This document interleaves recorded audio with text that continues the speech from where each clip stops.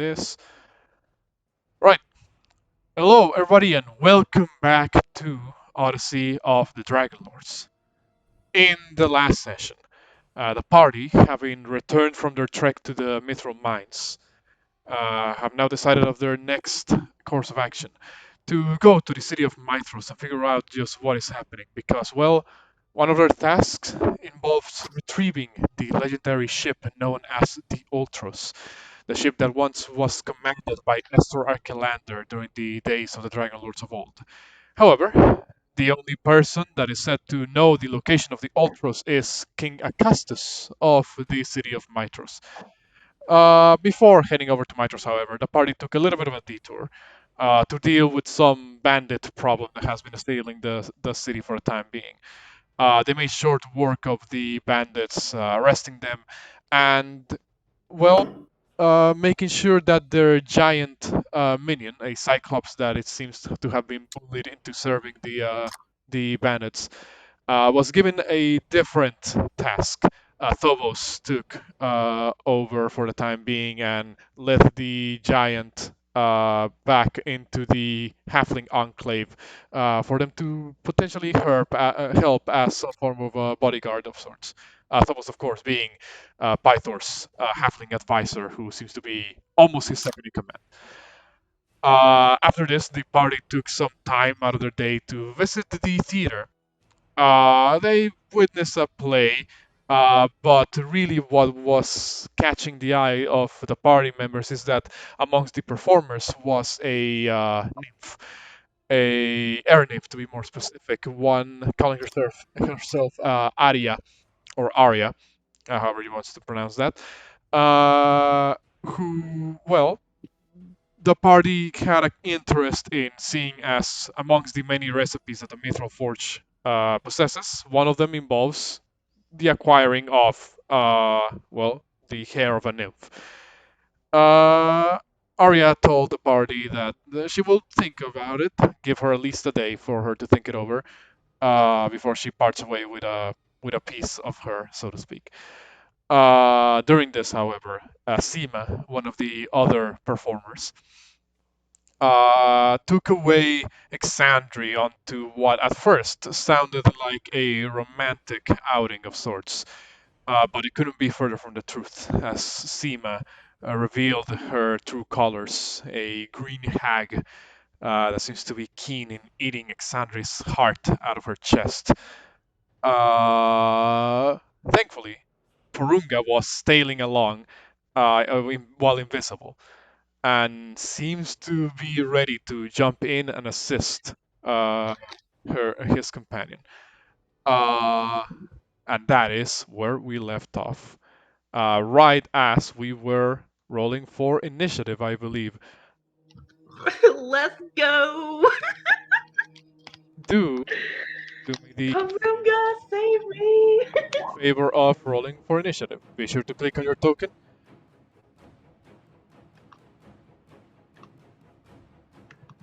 Hype! I'm not even full HP. Let's go! Sorry, my sheet's loading. That's fine. Really slow. Holy You shit. I mean, you got a 14 first. We're gonna be using the first roll you did, Porunga. You just didn't click on your token. That's why I keep saying click on your token. Uh, Yeah, that was my bad. all right. So, I'm gonna go ahead and click initiative for Seema. Hey, it's almost as if her name kind of sounds like seeming, as if she's seeming to be something she's not. Anyway, uh, Never judge a book by its cover until you get to the first I page. forgot to click on her. True. Look at me. But she got a 20. Uh-oh. Now here's the thing. The rest of the party isn't here at the moment. They are currently somewhere else. Now, last session we didn't have Metius and Juno with us, so we just assumed that they were off doing their own thing around the city. Perhaps they even were present during the play that was presented. That plus combined by the fact that Derek and Drakgar can't be together for extended periods of time without one of them trying to throttle the other. Means that there is a chance that the party can run into this event happening in the darker streets of Astoria. That chance, however, is determined by, well, not really anything that relies on your senses, because it's more down to coincidence, or unless any of you would have willingly followed, trailed along behind Exandri. Uh, rather, I'm gonna need those of you who are not here to roll me a D100. So, by not here, I of course mean, the people who aren't specifically in this location of the map. That would be Metius, Juno, Drakgar, Derek. Can I say that I was just hanging out with Matthias and our roles together? If Metius is okay with it, we'll say that happens. So, here's what's gonna happen.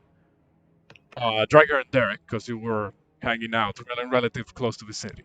Sadly, you got a pretty low roll, meaning you're gonna be coming in 2 rounds late. Oof.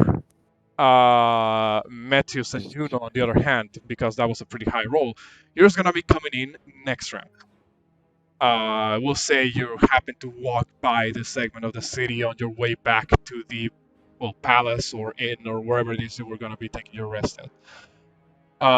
That being said, I'm gonna need Juno and Metius, place yourselves over here in this corner. Yeah, in this corner over here. And Derek and Drakgar, you're gonna be coming in from this corner. Mind you, you can place yourselves there and roll initiative, but again, you're gonna be coming in a couple of rounds later. Oh, so roll initiative now, but skip my turn. You're gonna be rolling initiative now. In fact, I'll add a round count. Let's go. Bruh, I should be rolling IRL because I swear to God I roll way lower in roll 20 than I do IRL.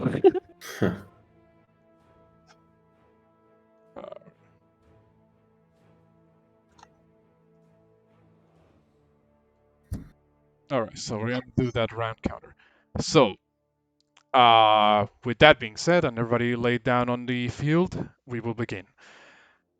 Exandri, before you, the woman calling herself Seema, seems to have just turned into a horrible monster. She looks over at you, and with the same hand that up until moments ago was holding yours, is going to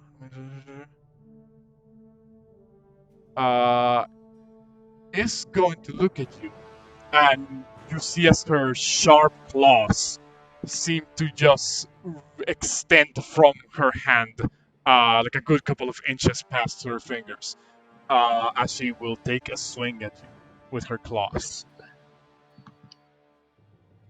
Does a 16 hit? It does. But I don't know what that damage is. Hold on. That's a lot of D. I accidentally. The thing is that I am recording the screen on 2 different tabs, so I accidentally clicked on a tab that wasn't recording. So that's 10 points of slashing damage as Seema, completely confident that you are in her trap, seems to not even bother with anything fancy, just raw, feral-like attack on you, Exandri. That is your turn.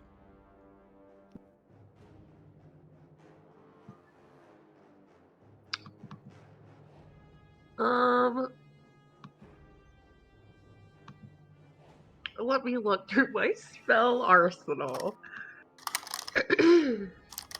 I'm going to Whatever. wipe some of the blood off of me, and I'm like, if this was in a bedroom, it could be considered foreplay. And then if my hands are also gonna crow necrotic black in mimic of hers, And I'm going to lash out at her and use inflict wounds at 2nd level. Okay.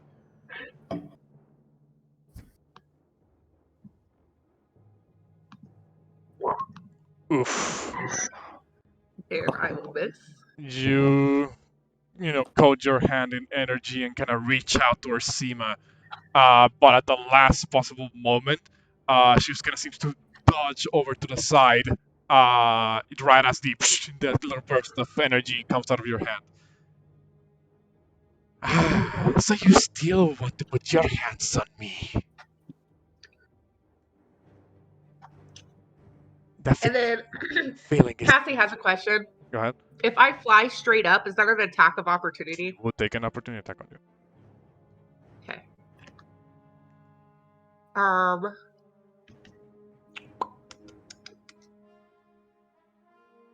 I don't remember. What is drinking a health potion? Is that an action? I rule it as a bonus action.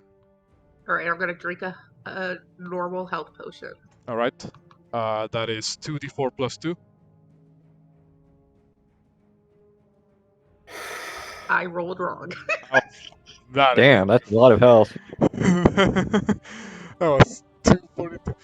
And I rolled like shit. Jesus Alright. Christ. Well, damn. That is 4 points of health back in Exandria. As in your panic, shall we say, of trying to, being caught off guard by this series of events, you just kind of end up spilling like half the bottle on the ground as you try to drink. Anything else, Exandria?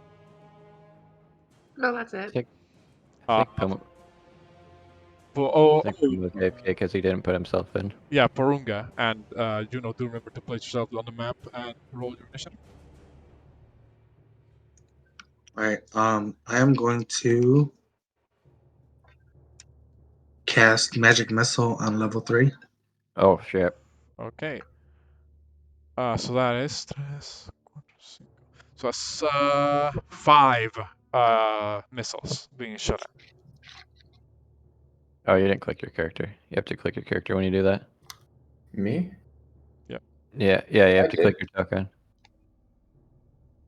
Okay. Oh, it did. But yeah, never mind. I thought I didn't see it for a second. Come on, Lucas.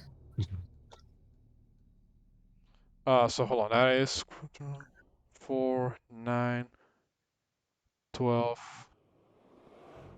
14, 16 points of damage on Seema.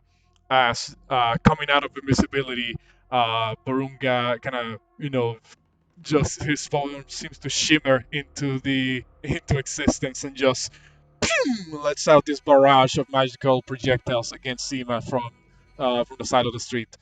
You're no longer invisible, but you deal that damage to Seema. She kind of seems to take the attack head on, completely not really expecting that anybody was here around. As the missile just kind of hit her on the side. I should have known one of you would still be following along. Don't you know us girls need privacy sometimes? I knew you were sketchy. And I'm also going to use 2 sorcery points Mhm. and quicken firebolts. Okay, go ahead. Shoot a firebolt.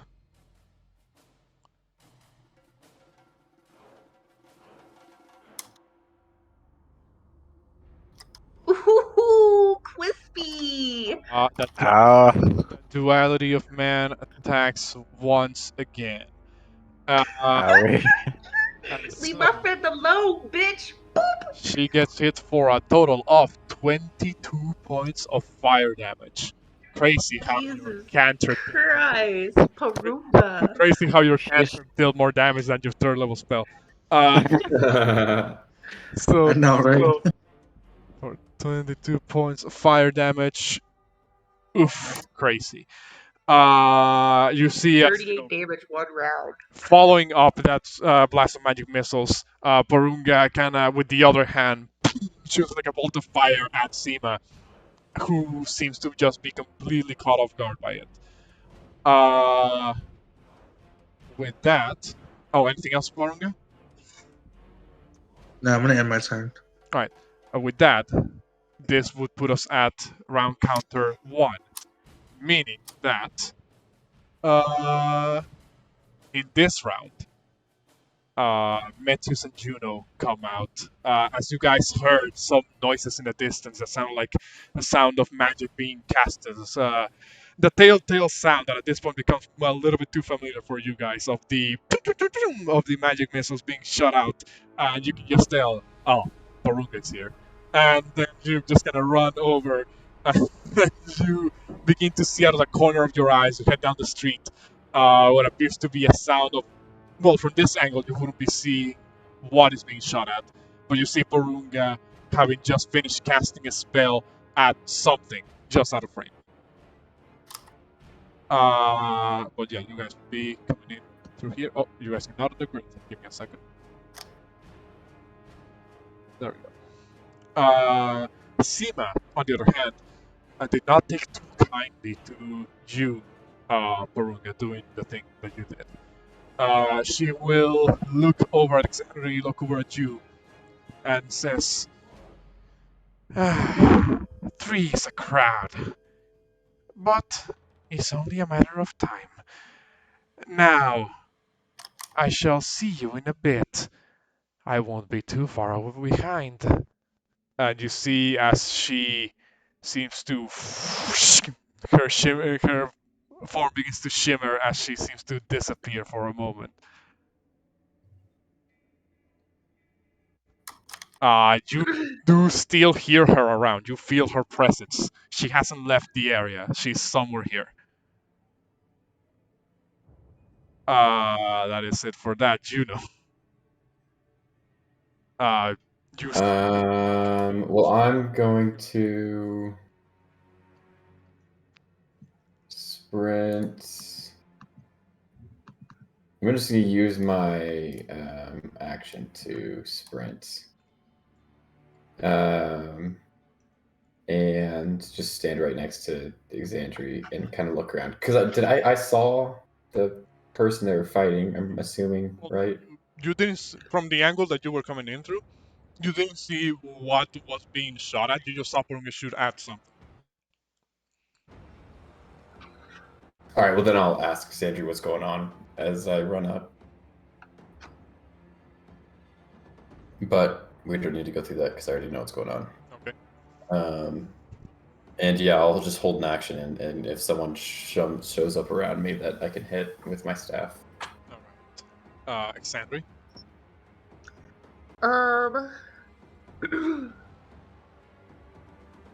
Oh, hey, funny story. I was supposed to be on a date. The chick turned into this, like, super ugly, like, wart-faced bitch, and then she, like, started talking about wanting to eat my heart, and, well, welcome to the party.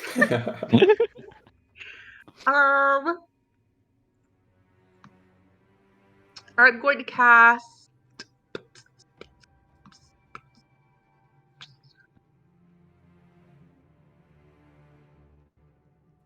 Sanctuary on myself.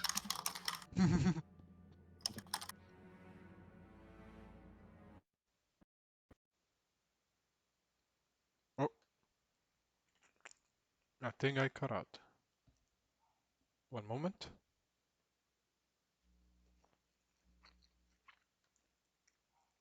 To apply a healer's kit.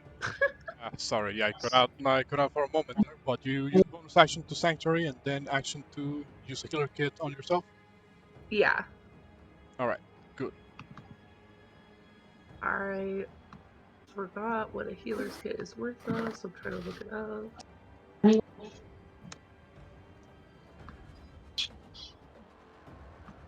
Alright, so you 1d6 plus 4 hit. cast this veil of protective magic around you, and while you believe Seema is not nearby, you very quickly pull out your healer's kit and begin to stitch to kind of bandage yourself up. You know, that wound that you received from the claw attack, kind of bleeds a little bit, so you kind of have to cover that up. Anything else? +2. So 7. We're all just rolling bad today. That is my third nat 1. I mean, fourth nat 1, fourth nat 1. Today, yeah, today. In 2 turns, my fourth nat 1.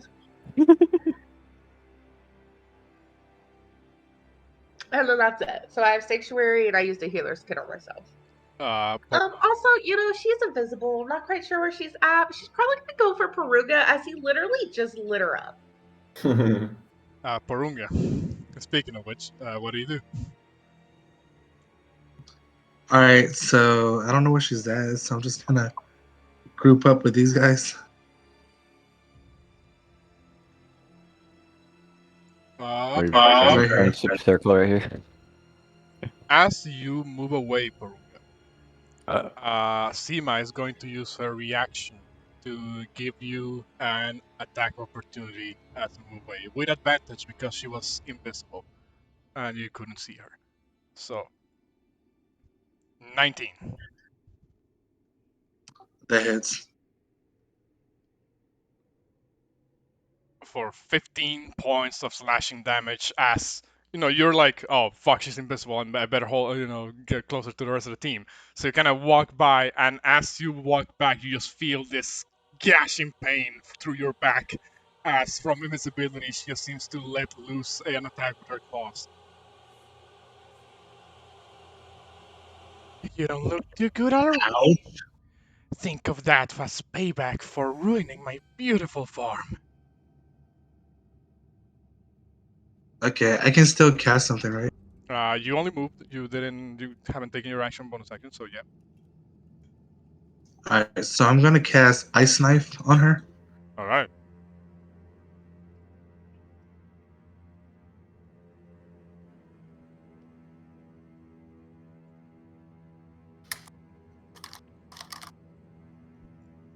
As it's another natural 20.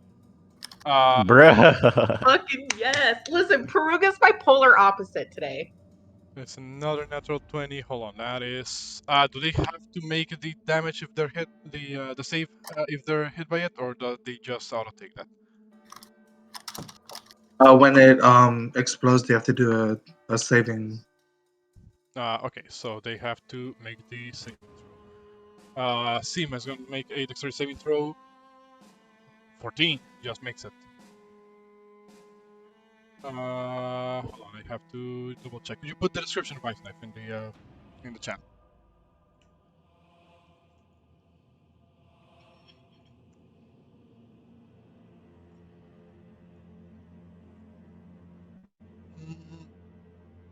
Alright. It's or take 2d6 cold damage, meaning that if she succeeds, she takes none of the cold damage, sadly.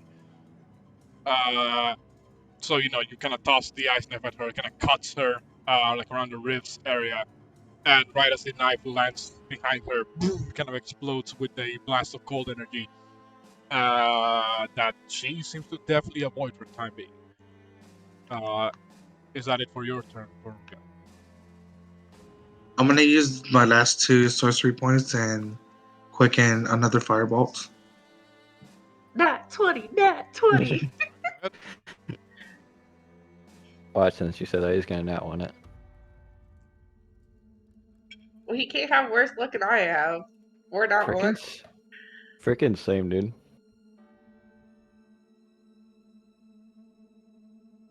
I swear, I've been like rolling like single digits or low double digits most of this campaign. An 18 Seema takes an additional 14 points of fire damage. She is already looking a little bit beyond bloodied at this point. Anything else? I'm just gonna end my turn right here. Metius, same as Juno, you come in and hear already the sounds of battle happening. You saw Juno run away in that direction, and not too long after that, you see this greenish thing seemingly materialized behind Porunga as he was moving away to slash at him.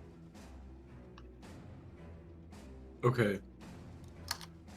What are these buildings made out of? Some are made out of stone. Others seem a little bit more rudimentary. There's like a combination of stone and wood in their construction. Okay.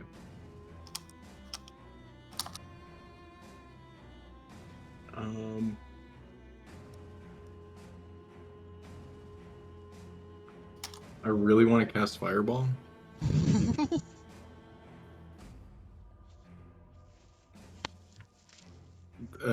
Yeah. So I think if I aim it about here, I'm not gonna hit any of my buddies. I gotta aim it like here. It is a 20-foot radius sphere. Actually, do I have we're gonna add another spell marker just in case. Okay. Yeah, me too. Wait, you're casting Fireball on it? Isn't it like bloody already? Yeah, but I can't see that well from here. I just saw something appear out of thin air and attack Porunga as he was running away. Gotta make sure it stays dead, am I right? Yeah. But yeah, what are you casting? I'm gonna cast Fireball. All right. Second, while I do something quick. For time being, we're gonna use this to mark the perimeter. I'm gonna cast Fireball unless I think I'm gonna do I think reasonably that I'm gonna not set buildings on fire? We'll see. Give me a moment. Metius is pretty smart. No, that is not accurate. Matteo isn't, but That school or whatever it is in the background, I'm so sorry. I'm just measuring this real quick. You guys can't see the aura, can you? I can. Like, see, class, if you look at this screen, 1 + 1 equals... So you can aim it like right, like one space below, like right here. Or no, like yeah. Yeah, you can aim it there. You will risk hitting the building on top, but you don't risk hitting your allies, and you can still catch her in the areas. Does Metius think he's gonna set anything on fire? You would know that because it's like stone and wood in the construction of some of these buildings. The walls are mostly stone. Okay. It will damage a little bit of the structural integrity of the area, but it wouldn't be enough to like set the entire building on fire. If that's what you're wondering. He's too responsible for that. He doesn't want to damage anybody's property. I think I'm just going to instead cast good old magic missile. All right, go ahead. What level? Is there any other spell, for being honest? Yeah, for Besides real, Magic Missile and Fireball? at first level. All right. So roll me your 3 darts.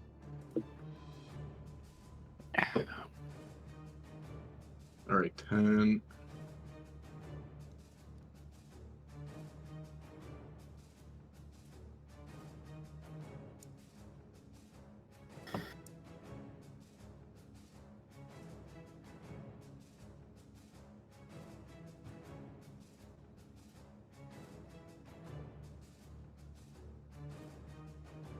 All right. In that case, that is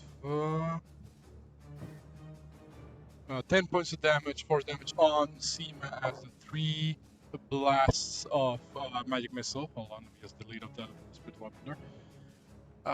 Seem to catch her on the side. Again, she was already pretty bloody before. Now she looks like she might not be able to withstand much damage. In fact, you see that when those magic missiles hit her, and she realizes that she's being, surrounded, overwhelmed by your sheer numbers, you can tell that she's taking like a couple of steps back, as if she is indeed thinking of a retreat at this point. Anything else, Metius? That one, my turn. Okay. Drakgar, it is your turn. I realized Derek never plays himself down in the fucking thing. Yeah, I think he's AFK. He hasn't been talking either. Oh, he's unmuted. Never mind. Are you here, Pumo? But while we figure out where Puma's at, I'm gonna move right here. So you guys all right? And then my turn. You move right there, and then what? I just said my turn. Okay. He just pretty much was like, "Hey guys, what's up? Why are we in a back alley?" Let me get rid of the round counter. Seema, realizing that all of you guys are here, like just held up together, she says, "All of you are far more trouble than I care to take care of." She looks over at you, Exandri, and says, "I hope you enjoyed our little night out, and I'll be sure to find you some other time. Maybe we'll properly finish our date." And you see as she once again turns invisible. You do hear footsteps as he appears to be moving somewhere, but they keep going further and further and further away from you. Oh, hey guys, how's it going? I don't trust it. Uh, Derek's the wish. We should fight Derek. I shoot an arrow at Derek. I'm just joking. Dodge. At this point, combat is effectively over. My bad. My bad. I was trying to slowly put my character right in front. As soon as she started leaving, be like, "Oh, hi guys, how's it going?" I mean, Yeah. I did say you were supposed to arrive here with Drakgar, and I asked you to roll initiative and everything. No, he beat me up. I was knocked out. Remember? I made fun of his family, so he was beating me up. Okay. So sadly, Steven escapes. My bad, guys. Sorry. Well, at least you believe she escapes. You heard even as Derek was arriving, the footsteps seem to be going further and further and further away. There is no physical evidence of her escape. No footsteps, no nothing. Just blood. Maybe. Not even blood, actually. Because Wow. as per the work of the ability, she cannot be tracked by any means other than magic. Can we get rid of the music here?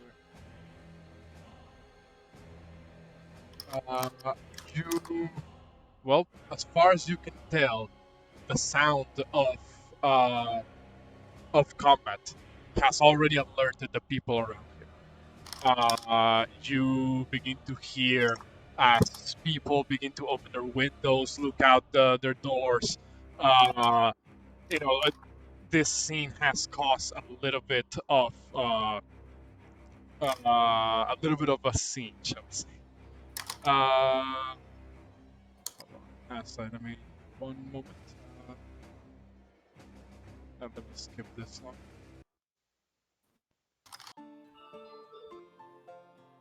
Well, a little bit too calm for my liking, but sure, we'll go with that. You begin to see as people begin throwing around comments of like, "What's happening? I hear some shots. Was it magic?" Are there any guards nearby? You immediately begin to see as guards begin to kind of like arrive on the scene.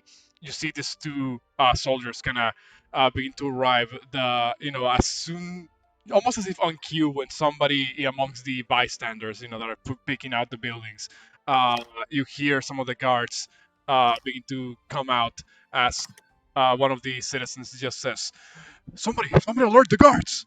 Wait, I think I see them. They're arriving." And you see as these two soldiers who seem to be just on a patrol of sorts, just kind of arrive around, around the same time that not too long after Seema seems to disappear.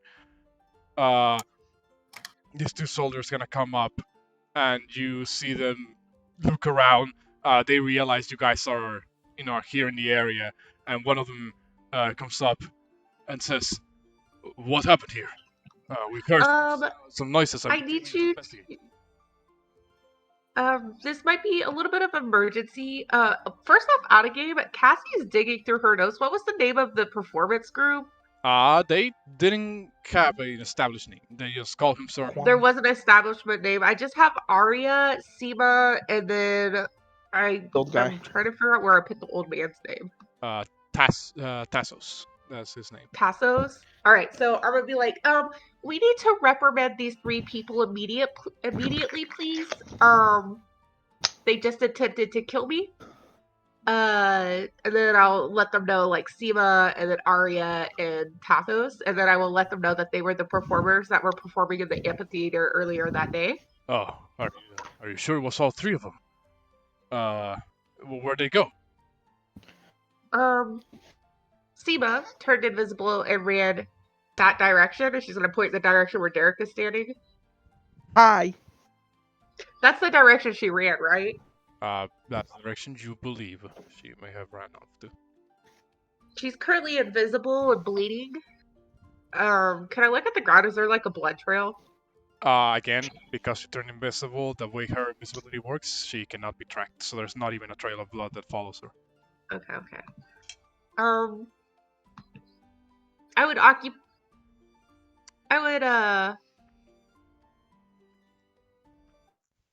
would obtain her 2 comrades.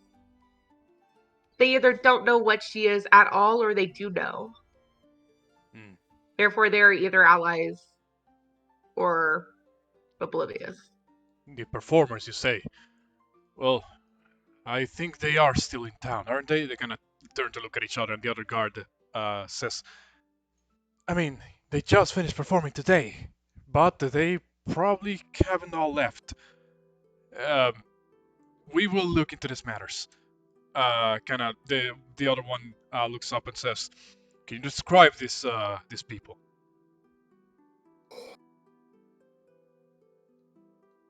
Yes, and then I will explain what Seema looks like in her ugly form. Very witchy, green, straggly hair, ugly. And then I will also let them know what her transformed human side looked like and how it was a little bit more human looking and prettier. And then I will explain what Arya looks like and how she's a nymph. And how she's got long, beautiful hair, it's flowy, and then I will explain that the old man and like what he like wears, and how he I can't remember. Cassie can't remember. Was he like? Did he kind of remind us of someone who might have been holy because of his robes? He was wearing some form of priestly attire.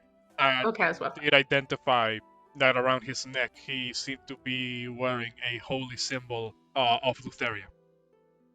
And then I would explain that to them as well, so that way they could grab the correct people. All right. In that case, you may need to clear the area. We're going to have to establish a perimeter around the scene of the crime. And the other soldier looks at the other one and says, "I shall go alert the others. Make sure that we have enough men to apprehend them if they resist." And you see this guard seem to just run past Derek, seemingly in the general direction of where you told them that Seema went. He kind of makes like a turn in one of the streets to perhaps go to like the barracks or get some more guards maybe in patrol. The guard that does remain looks over at you and says, in that case, as for all of you, well, if it is indeed true and you did survive an assault today, then you may very well want to find someplace safe to stay for the night. Wait a moment. I recognize all of you. Right! You're them! The ones who saved Princess Honora! That's us. Yes, I Apologies. saved her. Yes. Apologies. Derek, you didn't do nothing. Apologies. I should have recognized you all sooner. And he kind of does like a salute, like a military salute. You may very well need to retreat into the palace. If these individuals are still out there at large, I will make sure to apprehend them. Alright. Should we also try to, or No, Dragar, you had a chance to talk to that big lady for the hair. You decided to not go for it, of course. Just saying. turned out to be a good, smart idea. Considering Come she's out. a witch. The other one. Maybe we Toss could go help after a nice, good sleep. The guard looks a little bit confused. Alright, having a little infight right here because somebody didn't want to do exactly what one of us wanted to do. Uh, I'm It's his fault. I'm confused. Is Just Don't worry, ignore we're him. all- He's a little, and No. I'll say he's a little cuckoo. We're all confused here, don't worry. Mm-hmm. very well. Well, yes, we shall look into matters, alert the rest of the guards, and if there is truly someone out there at large trying to kill people in the middle of the street, well, of course we need to catch them. We shall look into the matters regarding this acting troupe, assuming they are still within the city. Otherwise, I advise you find some place to stay for the night and perhaps in the palace and rest for the time being. We will retain the suspects and have them see proper. Well, we shall investigate into matters in the morning. But we will detain them overnight in this station.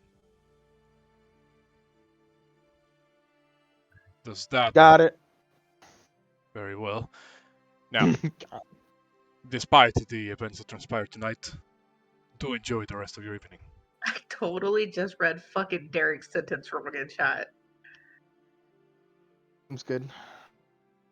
Well, I can probably take a guess as to how you misread it.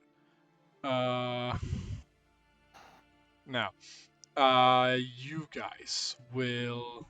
I mean, do you guys, retreat, go back, sleep, or for the night, or do you do anything else for today? Mm, Go to bed.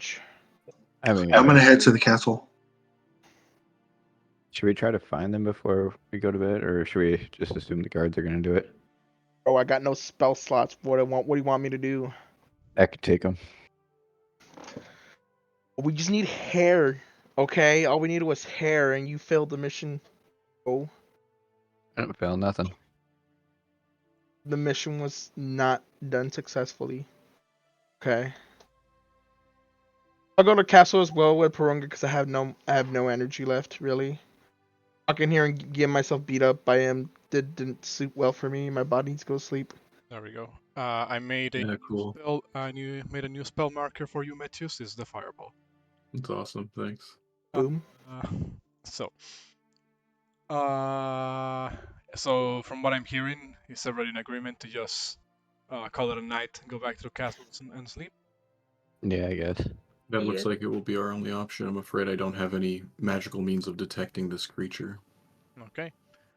In that case, you guys retreat back into the palace for the time being. Around the halfway point of your travel, a couple more of the guards show up to properly escort you back home. While you don't hear any specific update on the situation, you can assume that at least some of the guards were dispatched to look into matters. You're brought back into the palace. This is your home after all, and you retreat back for sleep. By the time you're there, of course, Kyra's been there ahead of time. She's gonna sees you guys walk in with a couple of wounds that she didn't see before, and she just says, "Oh, what happened to you all? To you out there?" Looking at you, Alexandri, and Porunga. Oh, just people trying to kill us. Your typical everyday. Specifically me. I did not appreciate it. Like within the city? Yes, within the city. Oh My goodness, are you alright? Yeah, I'm fine actually. What about you? Looking at you, Porunga. I'll live. Live. I'll live. If you've been It's just a flesh wound. if you've been within the walls of a store, you're not safe. That's worrying in of itself. But you survived, and you did so with hopefully newfound knowledge. Oh yeah. We also could have asked the guards to try and track them down and apprehend them for questioning tomorrow. Oh, okay. Going around it all the official way and all of that. That's new. Ah, oh shit. Oh shit. Ant calling you out, Lamel. I mean, you guys are, like I said, you guys are heroes, so you can afford to bend the laws here and there from when it suits you. Uh, no story of Huh? no story of a legendary hero is ever complete without them being questioned upon the legality of their actions. That gives me an idea. She kind of pulls out like a bit of parchment and begins to write down. Those of you who would be a little bit closer that kind of see her, like look over her shoulder to see what she may be writing. She begins to describe her take on the night's events. Uh, What's that? how as nightly vigilantes, you guys took it upon yourselves to rid the story of the crime that sullies streets. Uh, painting you as a, well, if you really want to say, a form of dark knights. Oh yeah. Got the costume ready. Hold up, guys. Come here, Derek. Come here, Drac. The costume right here. I'm not putting it. She's caught up on this for like a good couple of minutes until anybody snaps her out of it, or she realizes that you guys are no longer here because you went to sleep. And eventually, you guys will head off to sleep and get ready Bed. for a new day. You guys can have a long rest. There's no further interruptions here. A reset, whatever you need to reset. Get some of your resources back, and most of all, fucking get all your health back. Yuri. Uh, 39. After that, after a night of sleeping in the palace once again, you guys will, awake in the morning. Once again, the life in Astoria starts out pretty early, as it does in the rest of Thylea. You awake to a message being delivered to you guys by one of the guards of the city, who seems to be attempting to deliver a message that goes somewhere along the lines of, the suspects have been apprehended. Uh, if you would, you can come down to the barracks, to give us further details, identify them, make sure that the process is being handled correctly. Should we play good cop, bad cop? Good cop, stupid cop. Perfect. Let's go. Let's Drakgar. Oh, Let's go, Drac. Got this. Oh god. So what do you guys do in the morning? Interrogation. I want to interrogate with Drakgar. That would be so bad if we did that. Xandria is going to go ask questions. All right, fine. 3 people in there. Let's go. So you guys would head down to the guard barracks, where they seem to be, well, retaining some of the suspects. Mind you, when you arrive, because of the description of the events that you gave out, the rest of the acting troupe, all the other actors that weren't the people that you guys got names from, they're all kind of like standing outside, almost as in, almost as in a peaceful protest, indicating for the release of their fellow actors. Uh, you guys will be led into the barracks by one of the guards, and you see, as they have in manacles the two, well, now two, people that you told him about. You see as they have Arya and Tassos there in the in the station. When you come in, one of the guards will say, "We couldn't find the third one you spoke of, the one that seemed like an attractive woman but was actually a monster. Uh, couldn't find any trace of her. According to what we asked them, they seem to not know where that or be aware of her actions. As you see, Mhm. Arya Hmm. and Tassos kind of look over at you guys like, what the fuck's happening? Like, they're really confused. And maybe there's a like genuine, a bit of a scare, I guess, in their expressions. Sausage. Arya looks over at you guys and says, "I'm not sure what has happened. I've been trying to ask all night. Please don't tell me. Did you have me arrested because I couldn't give you my hair?" No, not quite. More like your companion tried to slaughter me and take my heart last night. So, is it true? Seema tried to kill you? Yes. I also want to insight check the shit out of this conversation. I'm gonna I would. call BS on the. Can I also insight check on her because I know something she said yesterday with me and Drac together. Trying to discern. Trying to see Uh, if she's actually very confused or if she's just trying to act like in her act because she's an Kind of like actress. she's lying second. Yeah, mother. Wait a And Drac, Well, no. wait a last night, Seema uh, turned green and told Right. me that she wanted to eat my heart and that I should give it to her.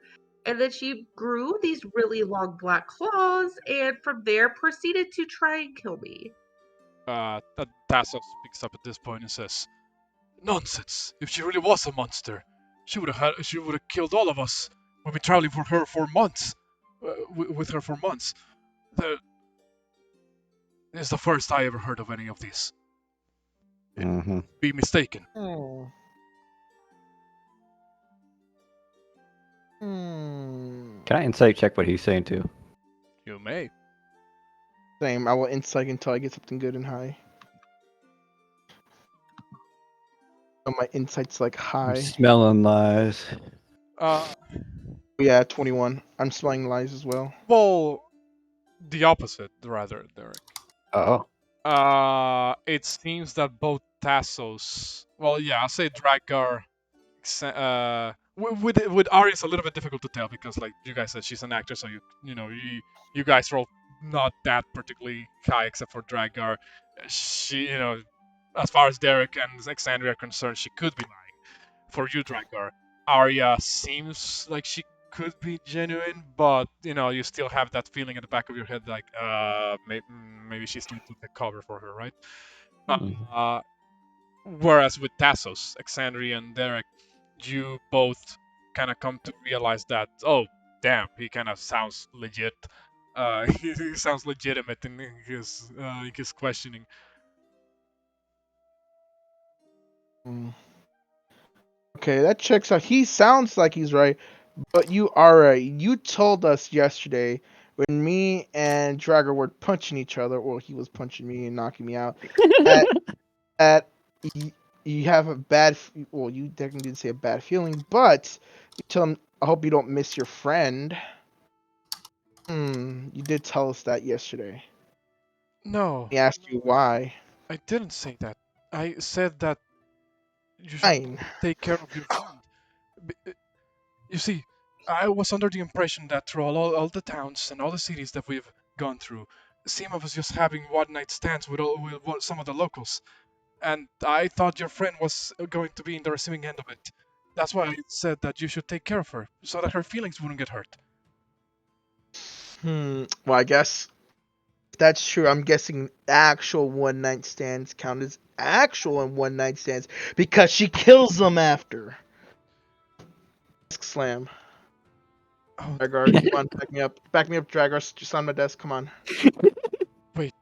In that case, does that mean she kind of turns to Tassos and says, "Tassos, if what they say is true, then that would explain why Seema never wants to stick around on any town after we perform." Oh. Tassos I looks knew. over and says, "But, but she's been our one, or she's one of our two best actresses, with you included, of course, Arya. Why would she do all of this?"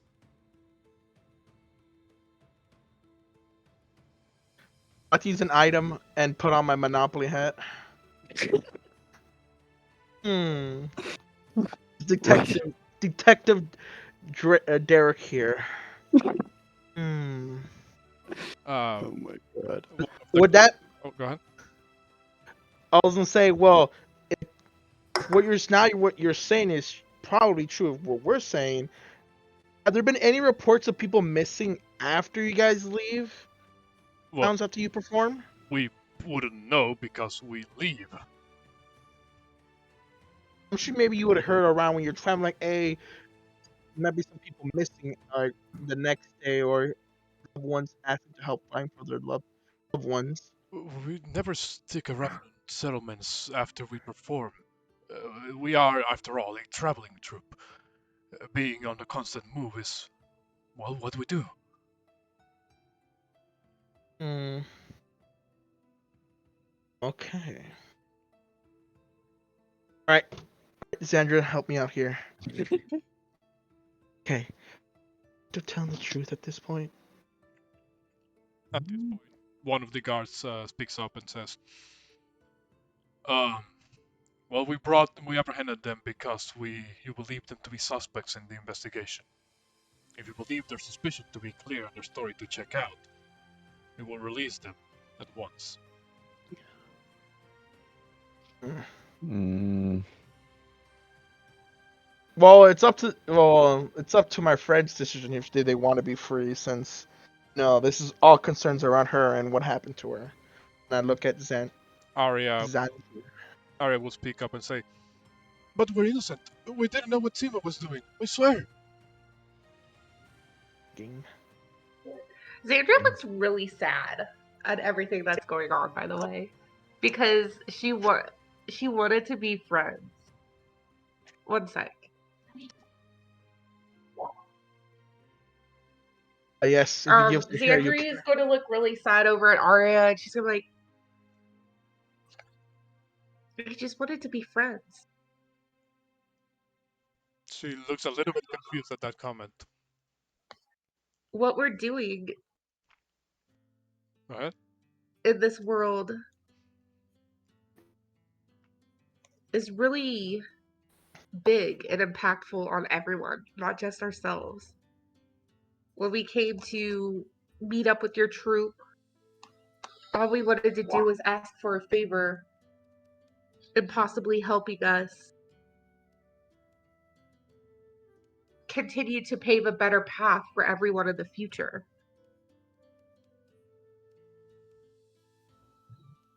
But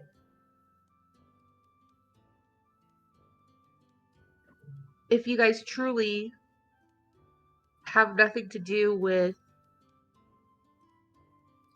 Seema and what she is, then we need you to help us apprehend her. According to what the guards told us, well, according to your story and what we were told, she turned invisible and disappeared into the night. We have no means of tracking her like that. Well, I mean, sure, my kind possesses innate magics, but nothing that would help us discern where she went. You can't track anything like anything invisible or something. 'Cause we did leave her wounded. I mean, She was technically bleeding while she escaped. except the Shush. I am an Oread, an air nymph. I have no means of tracking someone through the land. And even then, my affinity for wind only goes so far. Good question. Does the smell also cancel? Smell of blood also cancel out because she went invisible? Once again, the feature specifies she can only be tracked by magic. She leaves no evidence behind, not even smell. Man, if only we had a bard that had fairy fire. I know, right? I wonder. I don't know what the hell that is, but I wonder. Yeah, wonder what that is. If only we had a bard with fairy fire. I love how I had that last campaign, but I think I only used it like once. I'm cutting words My until I druid. got. You get cutting words. Arya looks at you guys and says, "Look, I assure you, we genuinely had no idea what Simo has been doing. If she is really this monster that you speak of, we completely do not stand with her. What can I do to convince you that we do not condone her actions?" I wonder what. I insight check that. I still feel like she's lying, but it might be true. Sandra, did you bring the scissors just in case? Oh my god. You did not just say that, bro. Oh my. I whispered it to you. The Tassos and Arya take like a instinctive step back. One of the guards looks over at you like, Oh my god. So bad. "The No way. scissors, you said?" says one of the guards, kind of looking at you. Just No, ignore please him. ignore him. He's We question how he's even in this every day. he's a little cuckoo. We originally went to speak with them because Vulcan and the Forge Keeper offered to make us a magical weapon to help us find the Ultros and proceed with following our prophecy. Killing the Titans. But to make this magical weapon, we need Nip's hair. So we originally went to go watch their show in hopes of politely asking for some hair. Paid a banger of an opening too. The guards still look a little bit confused, but they seem to try and kind of understand the situation. You see as Tassos kind of looks over at Arya with, a look that without any real words seems to indicate something like what are you waiting for? There's our chance, right? And she looks over at you guys and says, "Look, I did say that I needed some time to think. But if it's really that important, I will part with some of my hair. Just a couple just a couple could do, right?" Couple strands. You don't need you don't need half your cranium of hair. Just a Oh my couple. And once all of this is over, because the magical weapon would essentially be fueled by your hair's essence, it is an instrument. Once we defeat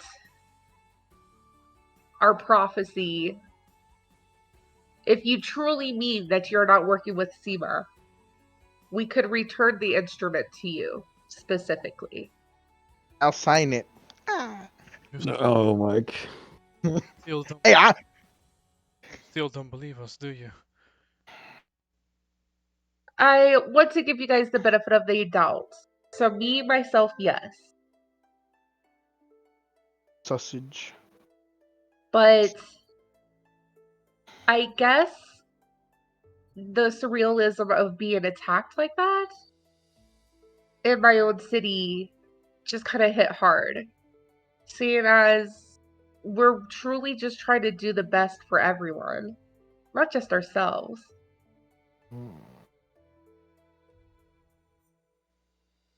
Very well. Kind of looks at the guard and puts her hands forward. The guard looks over at you guys as he does have like the key for the manacles, in his hand, almost as if waiting for, are we clear here? Are we done here? I don't think we should arrest these two. The traveling and minus her, I guess. I don't think Arya and Tasso should be arrested. But they do very much need to be aware of what SEMA is and to be careful. The guard kind of shrugs and undoes the locks on the manacles for both Tassos and Arya. Tassos kind of seems to, move his wrists around to make sure that they are not, hurt or any way, shape, or form. And he says, well, thank you for your generosity. But now I have to figure out how to make up for the loss of one of my actresses." As he kind of walks out of the, he's escorted out of the station by one of the guards. Arya then looks over at you guys and says, "Well, do you have anything I can cut my hair with?" I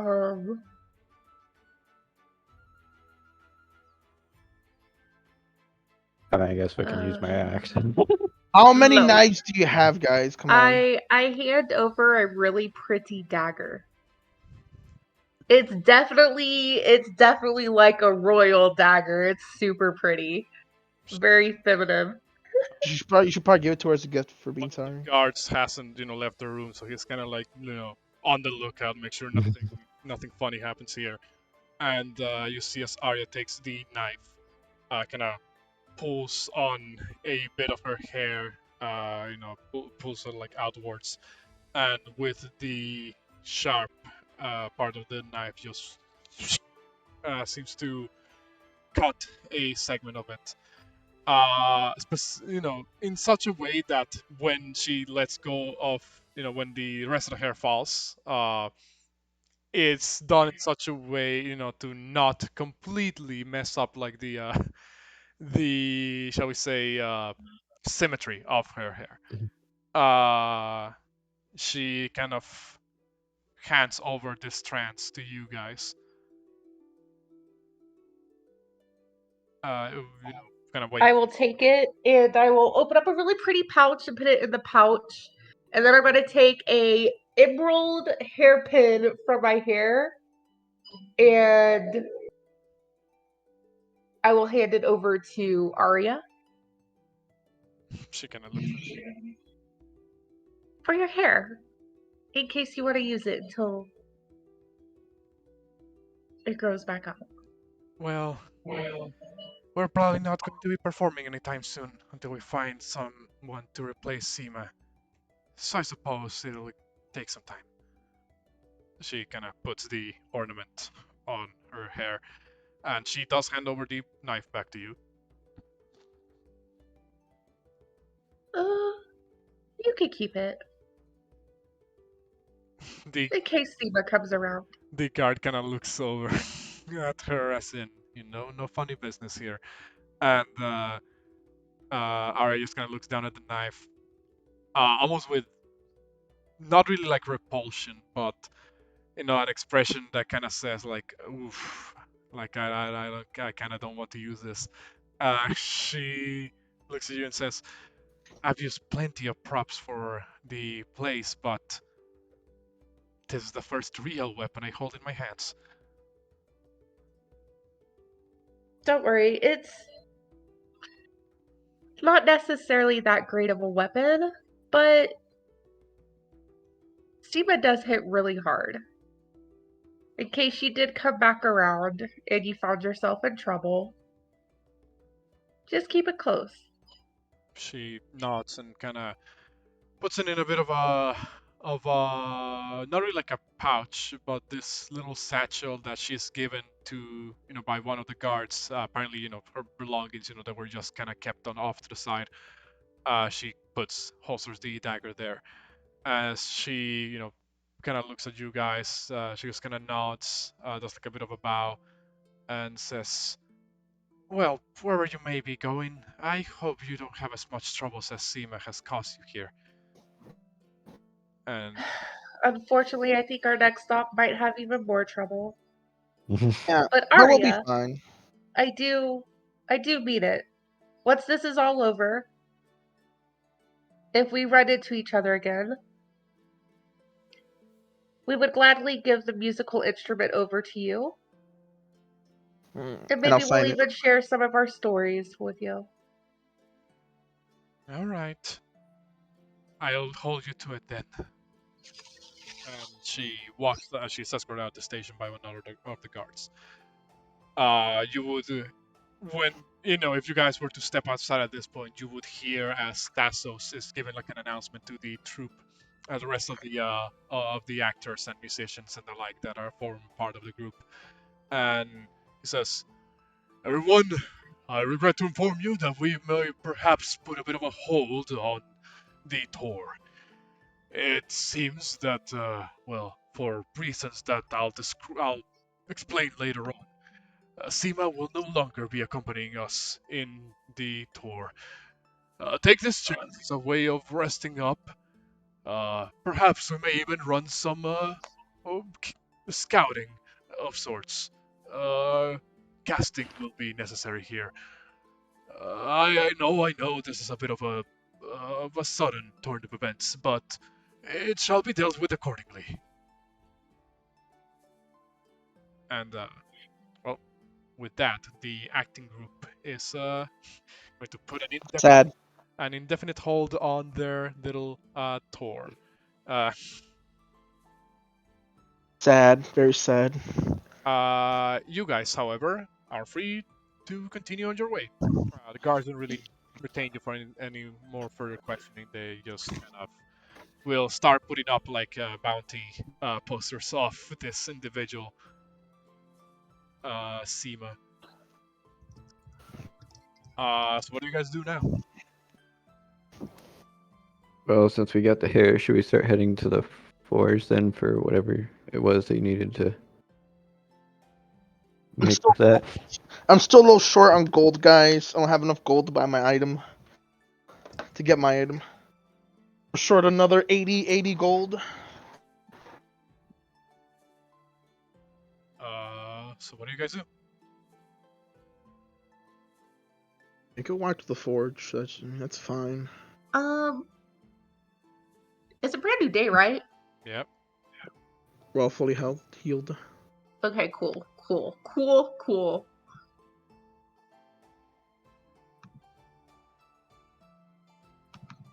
We already did all our side missions. I believe so. I think we're just going to Mytros now. We already sent Theracles and Lorius ahead to scout, get a layout. I guess we should start heading that way to meet up with them now. Yeah. Or should we go the forge maybe for your whatever thing? The forge, the weapon takes 8 days, right? Yeah, I could get it started. I mean, We can get started already. you were told by Vulcan that once he's done with reforging one of the artifacts, that he will send he will send a courier to you guys. You're not sure how. You're not sure, how he's gonna be tracking you down, or how this courier of his may be able to like make their way to you. But you believe that you could perhaps also use this opportunity to send in the nymphers. Isn't he a god? I mean, yeah, but he still needs to. Exactly. Grandpa will definitely get in contact with us when it's time to go pick him up. Also, how many nymph hairs were we given? I'll say enough to craft the thing that you wanted to craft. What was it again that we were crafting? Well, I there's forgot. 2 of them, which is why Cassie's asking. I mean, you didn't. You only told her that you needed a few. I'll say you got enough to craft one of the things that needs nymph hairs. Alright, go back. Let's go back. Come on, let's go out. Let's walk back. Gotta walk back now. All right, Too it's late. time to go to Mytros. Oh! I'm All right. so sad. You guys will. Let me just double check something here. You guys will head out from the city of Astoria and begin your trek through the heartlands of Thylea once again. Let me move you guys to the world map. Hold on, let me get rid of some of these tokens that are no longer here in the overworld map. Why was Versailles there? That's my question. Versi is there because I have her hovering over the Temple of the Oracle. But She's watching this. Thericles and Lorios are, you don't know where they are. Hopefully ahead of you.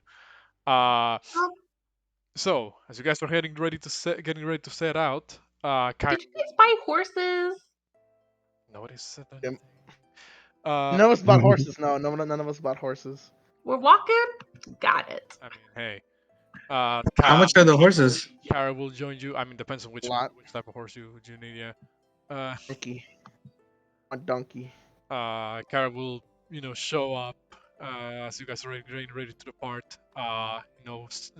Her little leather case for parchments, strapped tightly around her back. She says, "Whew, going back to Mytros. It's going to be fun meeting sister again."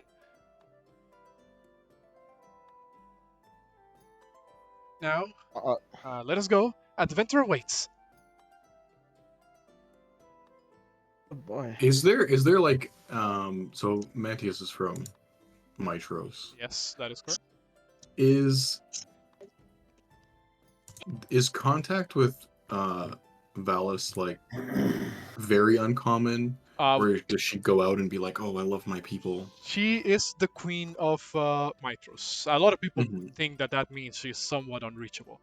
But, contrary to, say, King Acastus, who's a little bit more of the I only show up if I can make a grand appearance type of thing, type of king, Valus is considered to be a little bit more approachable by the masses.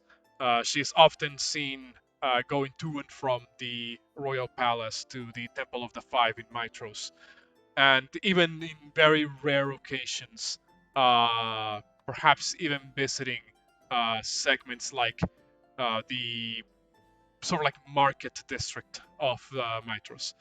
There is in fact a bathhouse. You would know there's a bathhouse in Mytros that she basically owns. Is named after her. That she sometimes goes to relax in her private suite of sorts. So to answer your question, you would know that Valos is considered a little bit more approachable than King Acastus himself. Okay, cool.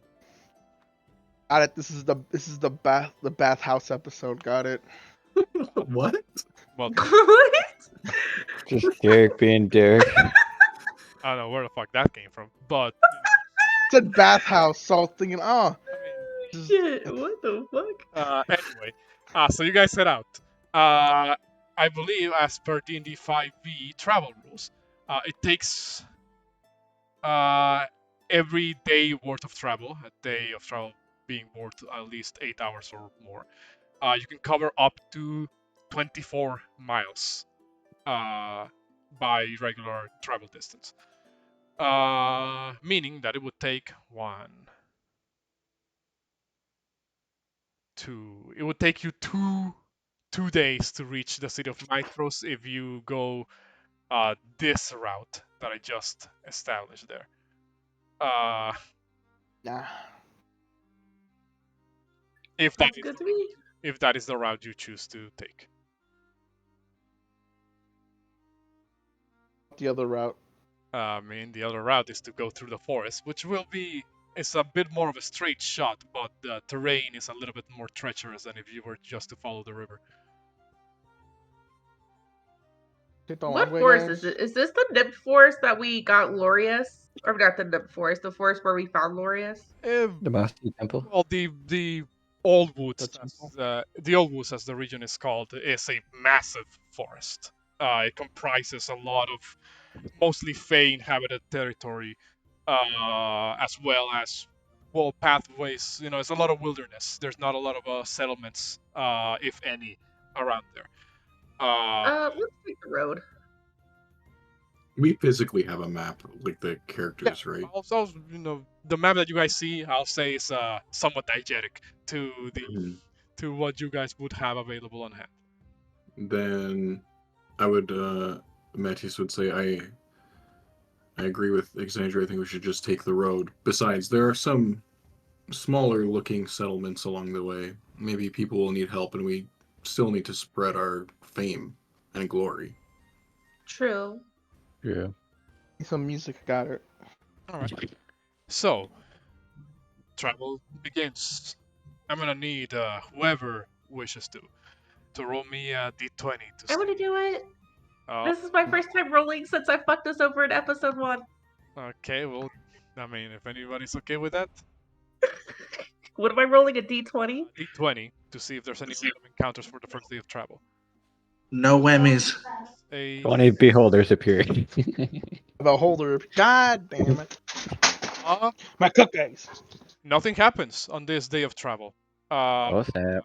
It is a very calm travel pace that you guys have as you move through the Heartlands, passing by a minor settlement. It is a settlement that is in a bit of a dangerous uh, dangerous vicinity, proximity rather, to the mountains where the necropolis is at, which you guys know is a bit of a dangerous terrain. Not only that, but also you guys, when you pass by the mountains the first time, you know that the hands of Kentimane are ever looming at the top of the mountains. In fact, this little settlement you guys passed by seems to be housing a couple of people who are like followers of Kentimane. As you would notice, some of them don a religious symbol that looks like a whole mass of tangled hands. Seems to represent the 100-handed Titan. Uh-oh. I mean, they're decent people enough. They don't, they treat you with the generosity. They treat you by being very homely. In fact, let me just double check something important here. Oh, no. I'm just trying to look up what your fame level would be according to my notes. Oh, I also need to update my trinket. Well, I have to play some music. To play some music to make ourselves famous. I mean, we don't need to roleplay that, but if you wish, you can do a little performance in this town if as you pass by. Got it. Do it. Let's go. Make yourselves famous. I'm doing it, guys. Doing it for us, not just for me. Mostly for me, but still. There, I found the fame table. Okay, you guys are level 5, right? Yep. Mine's at 17. Easy. You pass this settlement specifically. You pass by. That has the followers of Kentimane. They are kind enough to offer you, a bit of a bit of a free housing, shall we say? Well, free stay rather at some of their inns. They even throw in. I'll say. Let me double check. There's something.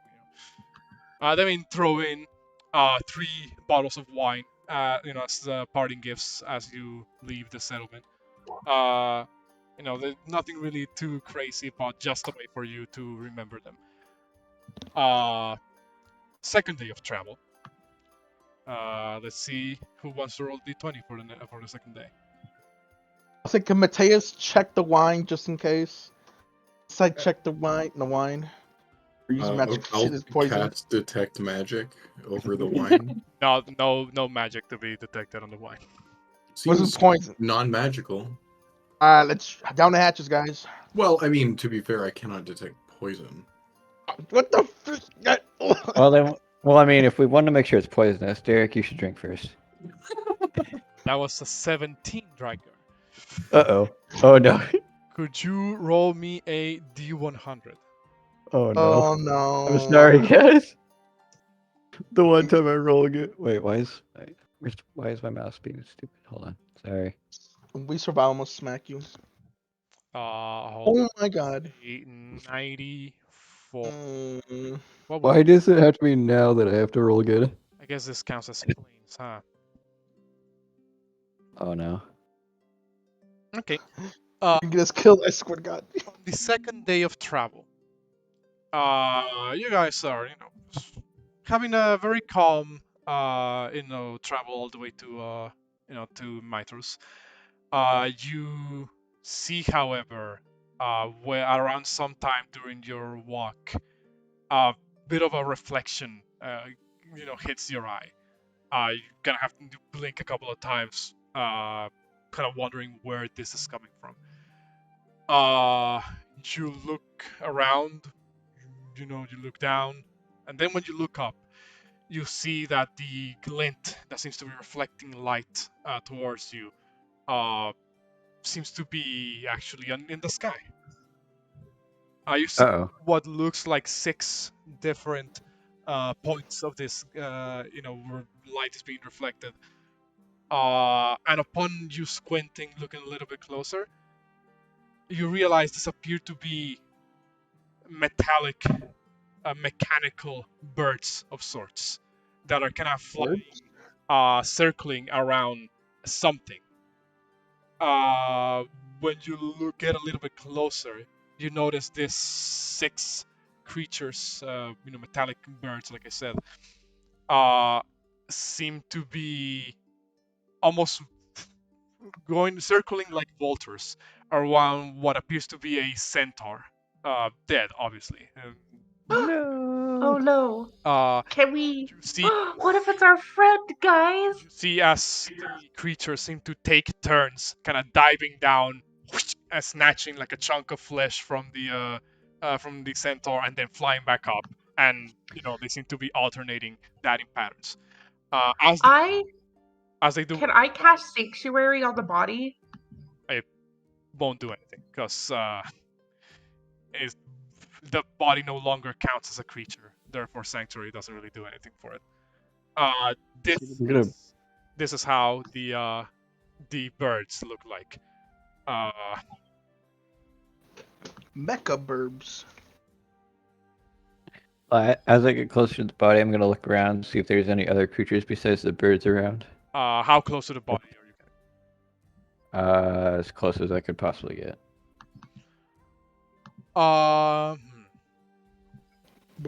You do see that when you start getting a little bit closer and walking out in the open, that there is a shift in the movements of the creatures, of the metallic birds. They seem to, without obviously doing any words, because you're not even sure if they can talk. They kind of do this motion where they kind of seem like they were going to dive on you, but then they kind of reel back a little bit, almost as if warning you to not interrupt their meal. Okay, but I don't notice any other creatures nearby. It just appears to be a dead centaur. Brother, can you tell what might have killed it? That's what I was. Second thing I was gonna ask. Does it look like I could? Uh, Do I notice by marks or bite marks or anything that? Make me a medicine check with disadvantage, because you would be, unless you are risking Can I the creature. Can I sneak up there with my brother and kind of use him as a shield just in case something happens? He And didn't sneak. He didn't say he was sneaking, so he approached out in the open.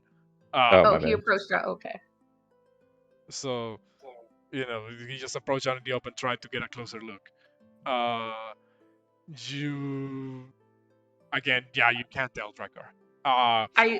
There's too many chunks of flesh having been taken out of the centaur's body by the weird mechanical birds that you're not even sure like what could have been the actual killing blow. I'm gonna still go out to my brother. I'm going to cast Sanctuary.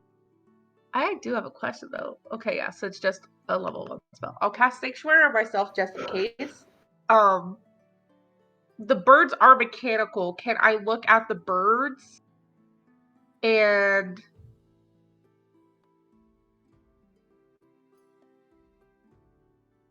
so like are they like full blown mechanics? Like I'm trying to picture them, sorry. Yeah. Damn, do I have a better image of them? Let me Like are they just like metal birds or are we talking about like robot birds? talking like clockwork, looking birds of sorts. Their exterior is kind of like this bronze-looking shell, with multiple joints and different segments where very thin, plates seem to overlay on top of each other to kind of do the articulations of the, their wings, their legs, their necks. The the beaks of the creatures also appear to be kind of like sharp metal, clearly like crafted with the intention of causing damage. Are there like trees by us, or like we like near like a forest or anything, or is it just mountains?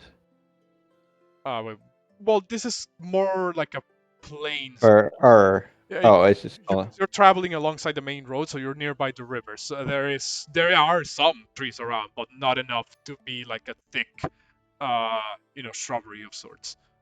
not by where the body is. Okay. I'm gonna go out on a limb and I'm gonna try and ask the clockwork birds. And I'm gonna I don't hold know if you my. can speak.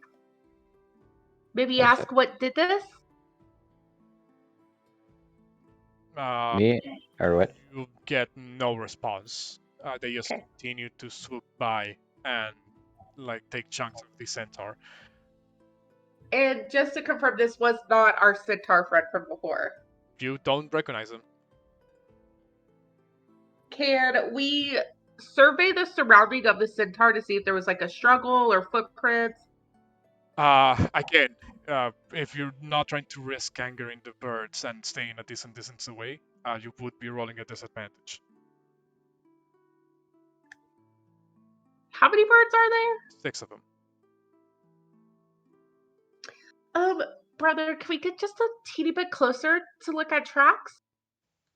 Yeah. And then I'll have my axe in my hand just in case one of them tries to swoop down. If they do, I'm gonna swing at them. Otherwise, I'm just gonna start heading towards there. All right. I'll be looking at the birds at the same time in case. You get close. You hear a screech emanate from the birds. They seem to not enjoy being disturbed by this, and I'm gonna have to move you to the next map. As the Pokemon battle music starts. Ring it. I'll take these birds on. Give me a second. We're just gonna put this dead-ass centaur in the middle of the road here. All right. Exandrian, you guys will be further ahead than everybody else around here.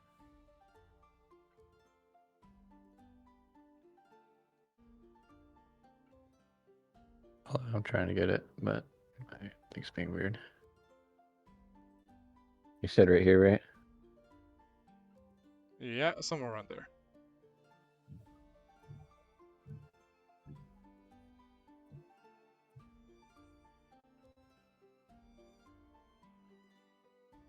Place yourself, Exandrian Drakgar. Doing my best to drop my token, but it is a little laggy. Wonder if there was a Gaius situation. If he had rolled a little higher. I swear to God. Or wonder if this is the centaur we killed earlier. Actually, no, he would have been gone by now. We buried the ones that we killed a long time Yeah. That's what. It's the same map because it's the map that I used for directing Yeah. the river. But Yeah, that's why I was thinking the of rest it. of the party You guys can place yourselves back here. I'm gonna climb a tree. You're gonna be on the tree. Down a tree. I have a crossbow now. Deadly. Arrow salt. There you go.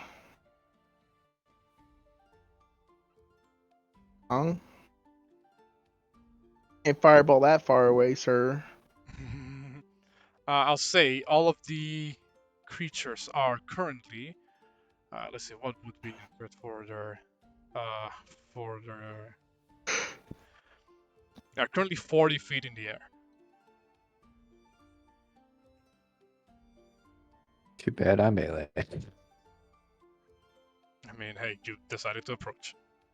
I mean, true. I know. I mean, I know. I'm just, yeah.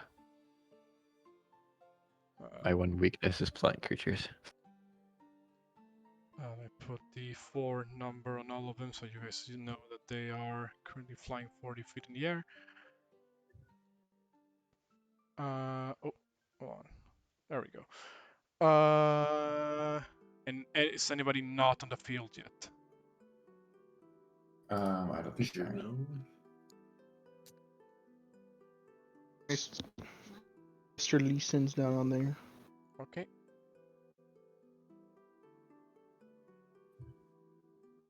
In that case, let me get rid of this music, switch over to some combat.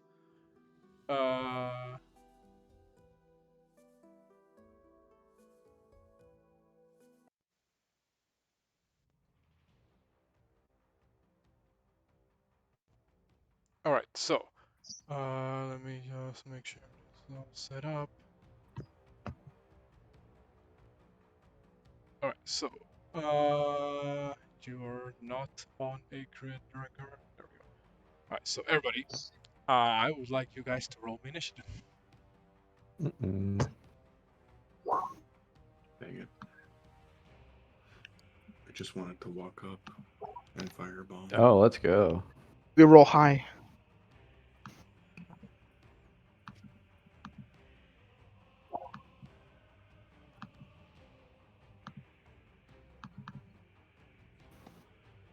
I'm loading in. Don't Hold up. worry, guys. I will continue to never roll above a 10.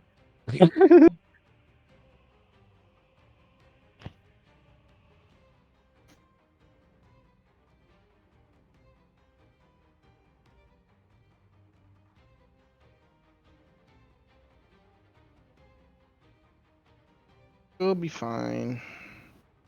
Then the final one. 1, 2, 3, 4, 5, 6. Alright, so let me reorder the turn order. Top of initiative. One of the flying creatures sees you approach, and almost as if it's trying to,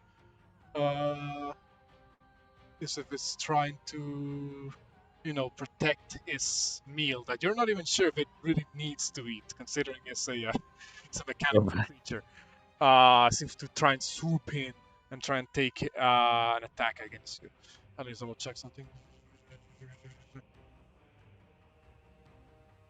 Alright, it will fly down and attempt to make an attack with its talons at you, Drakgar. As it flies down 40 feet, kind of diving against you. Oof. Nothing. Would be a whiff. He's now only a couple of feet up in the air. The Stimway, then can you do anything else? Not right now. Here we go. Drakgar. So he's high enough for me to smack him now, right? He is basically right up in your face, trying to block your eyes out with his talons. Okay. So I can't hit him. So I'm gonna rage, and then I'm going to. Oh, hold on, I gotta turn my procs on. Swing him recklessly with my great axe. Hits. And second one, I take off Divine Fury. And great axe again. That is. Oof, almost completely destroyed into just 2 swings. You cannot take 2 upward swings at the creature as it kind of flies trying to pluck out your eyes, and you see as it just kind of begins to malfunction a little bit in the air. And then that'll be it for me. Other Stimfay.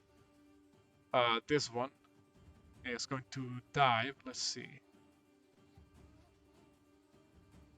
Yep, gonna dive down 40 feet against you, Drakgar. Again, basically just trying to pluck at your eyes. It's going to do a talent stack. 17. That hits. Let's see. Yeah, it is going to not deal that much damage. 4 reduced to 2. However, you can no longer make opportunity attacks.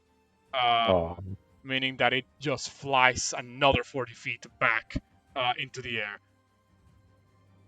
it feels bad. That is it for the Stimfay. Porunga. I'm gonna twin spell fireballs. The first one is gonna go to the one in front of Drakgar, Okay. and then the second one's gonna go to the closest one to the right.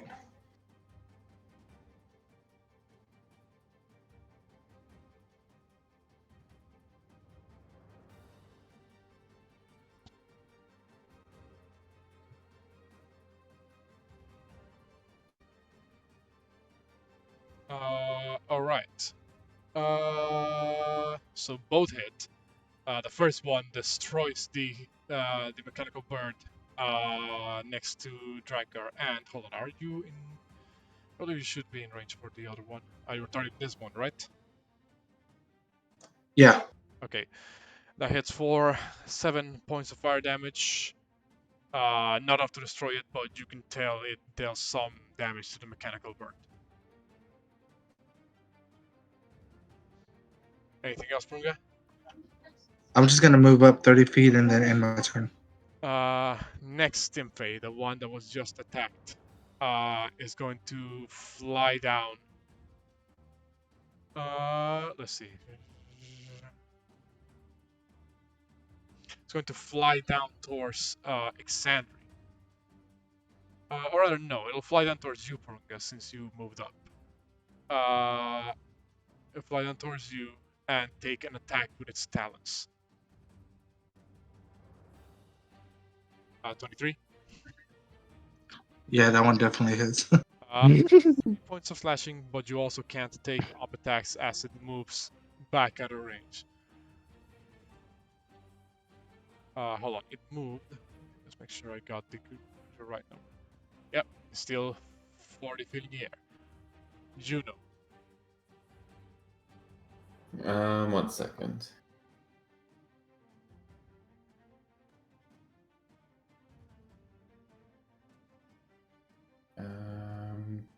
Perfect. Just gonna run up right next to this guy.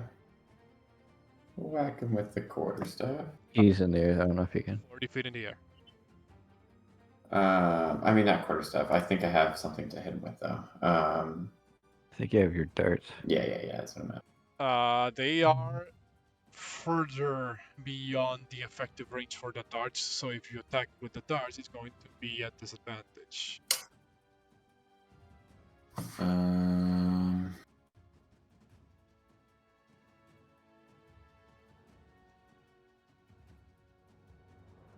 Let's see. I'm still gonna do it.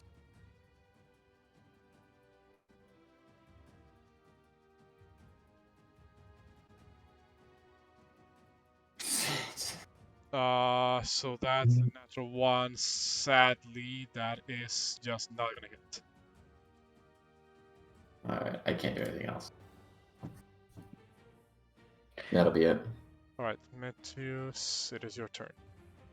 Okay, let's see if this works out.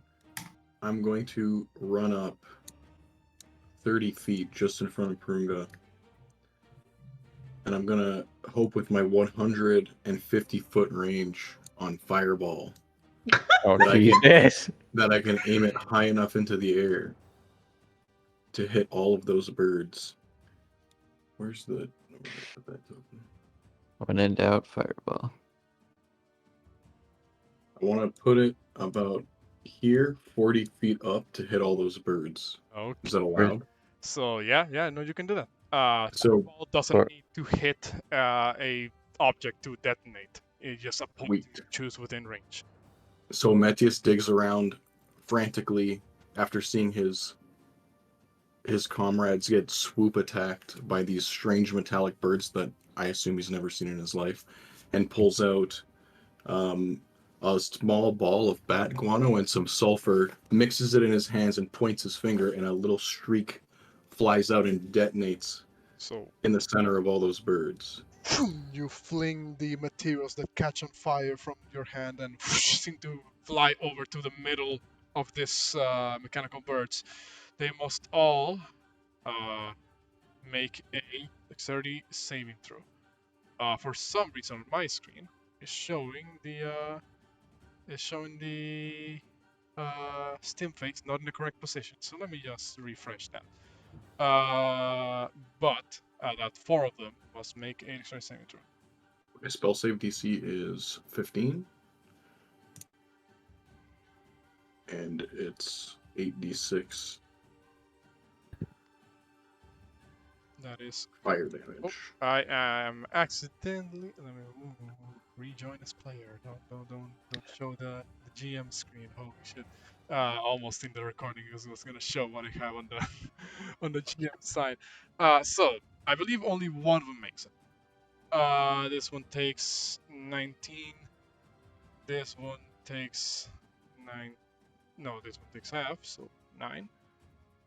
This one takes 19. And this one takes 19.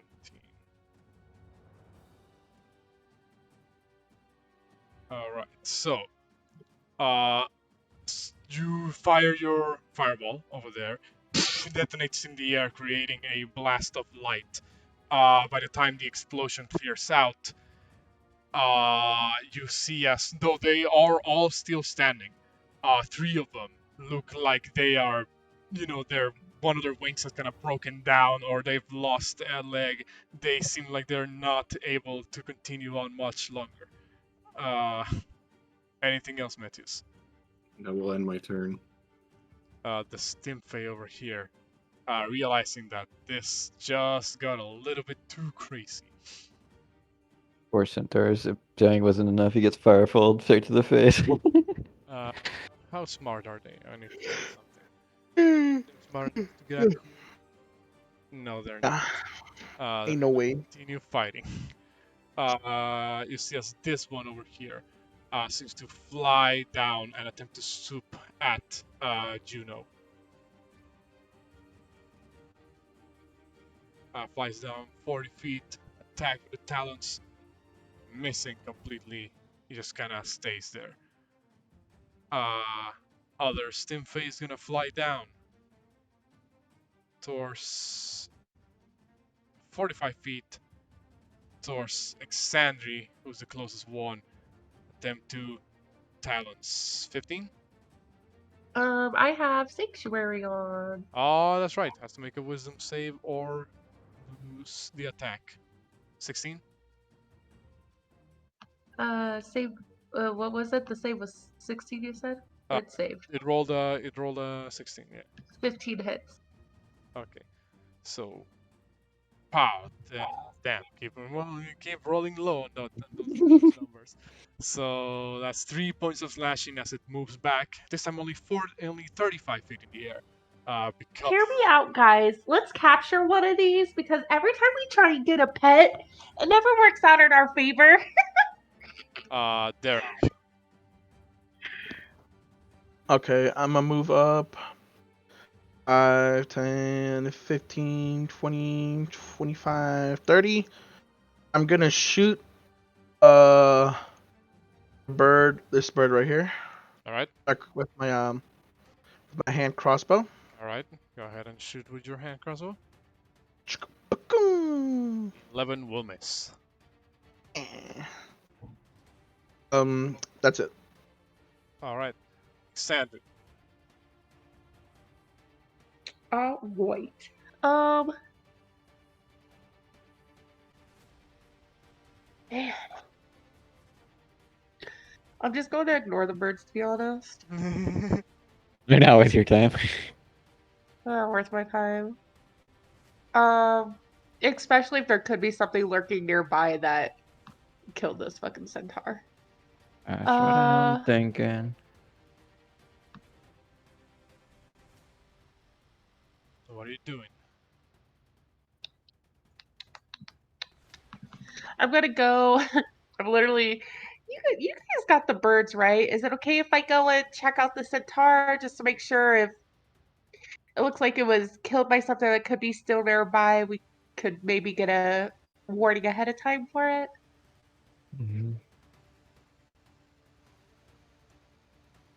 5, 10, 20, 25, 30. So the so you move over to the dead centaur, and now that you're a little bit closer, you can tell there's a couple of wounds that you know were a little bit hard to spot amongst all the segments that have been bucked apart by the mechanical birds. You notice that this centaur seems to present wounds that seem indicative of a variety of weapons. Amongst them, you see, well, this sort of like pure. Oh shit, sorry. This kind of like piercing wounds that seem like they could have been done by either javelins or short swords, perhaps.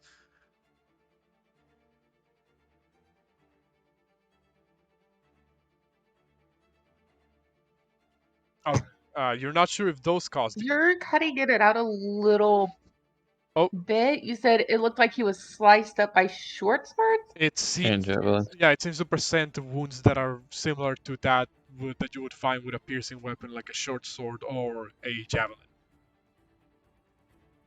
And he's dead. Like I can't use any spells to make him undead. He's just dead. He's Gross. dead. Okay. He's a Was that my goner. action? I'll say no, it wasn't your action. I'm gonna take out my bow and arrow and I'm going to point it at the bird in the middle, closest to the centaur, and I'm just gonna let an arrow fly. Okay.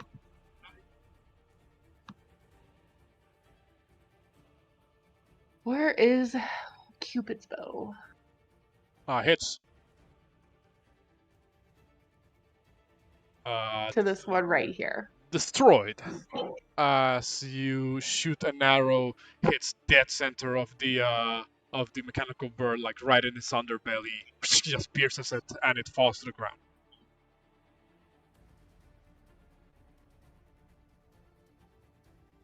Anything else?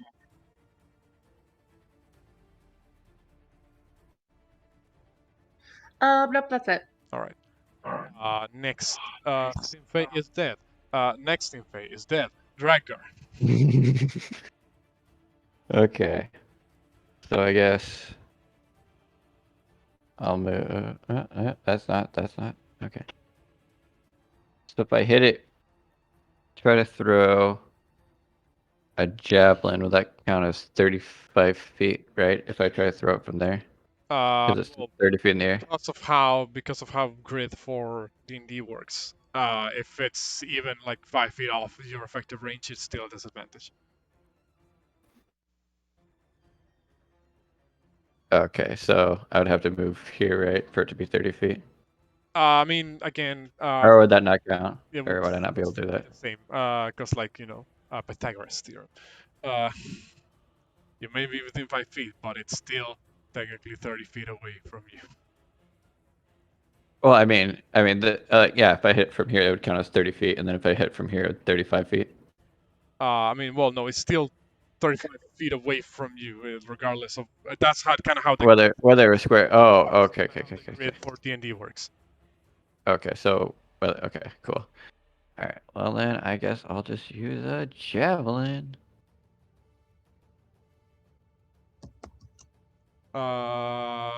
18 still hits. That'd be Actually, wait. Does would that have procced Divine Fury too, or does Divine Fury not work on I don't think Divine Fury works on ranged ranged? attacks, on thrown weapon Okay, attacks. Like that. that's what I said too. So I mean, it still destroys it. Oh, With okay. just the raw piercing damage alone. You throw a javelin, for a moment, it kind of doesn't look like it's gonna reach, but with the enough power that you put behind the throw, it just kind of skewers this beard as you just kind of falls back down to the ground. Okay, so that's 20.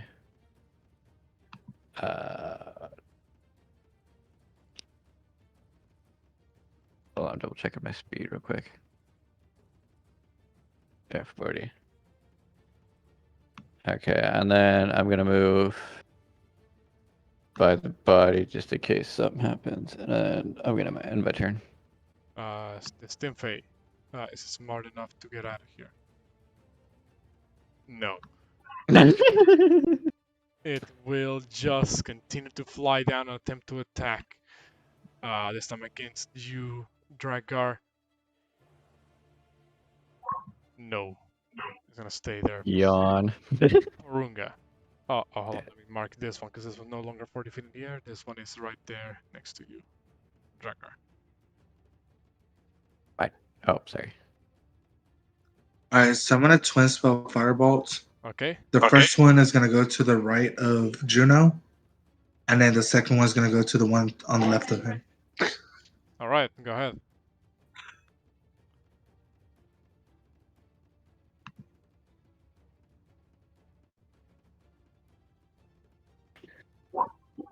Ooh. There. Oh. Well, okay. So hold on. Which one was the first one you said was against the one on the right, right? Yeah. Okay. In that case, both are destroyed within the same shot of Firebolt. You just kind of point both your hands forward at these two mechanical birds, and the two blasts of fires that come out from your hands are enough to melt away like components of the two mechanical birds, and they just kind of fall down as smoldering mess. Now you shoot fire, huh? And I'm just gonna end my turn here. Okay. Juno, only one Stimfei left. Madge. How dare he?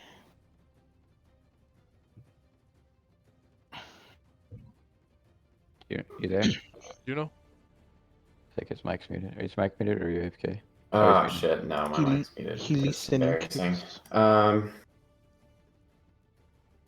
I think I'm just gonna move over by Drek and hold my action to whack it with quarterstaff if it comes down. capture the last one. It's down. It is hovering just a couple of foot of the ground. Oh, I thought it was Or- above. Or should we try to More. try to capture it? You can try to- Pokeball. I don't know. Do we need to capture this? Alright, I'll try to strain it then.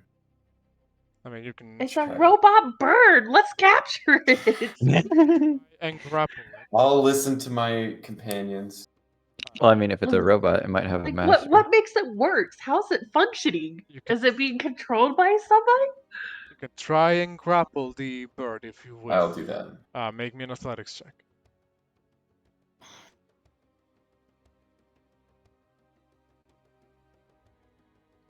It should be like the Athletics. wasn't. Acrobatics, I would have been way better. Well, that's kind of how it works for athletics checks.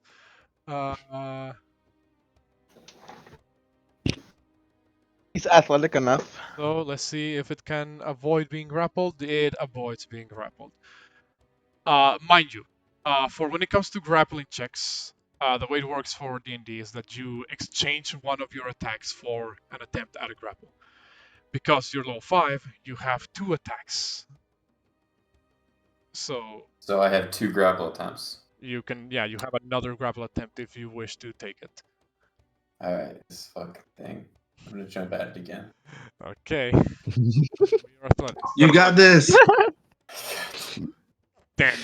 And he was very. Oh my god. You kind of run up to this mechanical creature and kind of try to like grab it with both with both your hands, but it both times just kind of swoops up from one side to the other, almost like a hummingbird of sorts, and just avoids both of your grapples. Anything else, No, that's gonna do it. Metius, it is your turn. All right. I will run up to this downed bird. Which can I tell, like, at a glance, which one of them in front of me looks the most intact? I mean, let me see. They're all in multiple states of, destroyed. But I guess if you were to try and gauge which one seems the least destroyed out of all of them, it would probably be the one that got skewered by the javelin that Drakgar threw, which is the one that you are standing next to. Okay, I would like to investigate it to see if there is a means to just shut them off. Roll me an investigation check. Okay. 21. Damn. From what you can tell, this creature seems to be the product of both magic and, mechanical engineering. There's this little sort of like arcane sigil-like carvings inside some of the cogs that power up this creature. You don't actually can with that investigation check. With 31, you can tell that whatever mechanism is powering this is not something that is controlled from the inside of the creature. Okay. It's as if something on the outside commanded them. Oh, so there's another guy. I guess I'll give you this. It would take a lot of effort to properly learn the mechanisms of how these things work. Mainly because, well, since you don't know how they were created in the first place, it's a little bit beyond you at the moment. But I will say that from what you can see on its insides, it doesn't seem like there's any mechanism like in their bodies that powers them up that you can discern. Okay. And I will quickly relay that in a few shouts to my companions. And it was actively eating?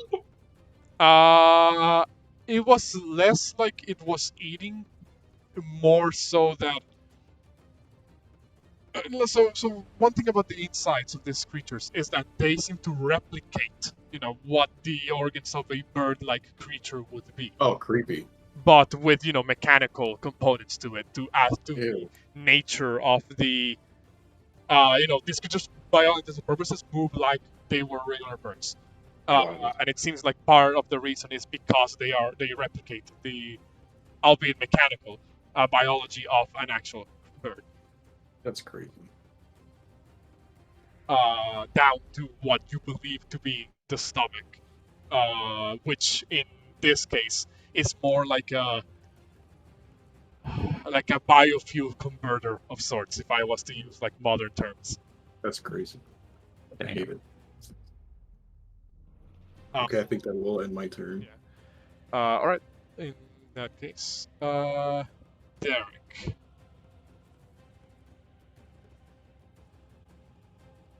Let's see. What am I gonna do?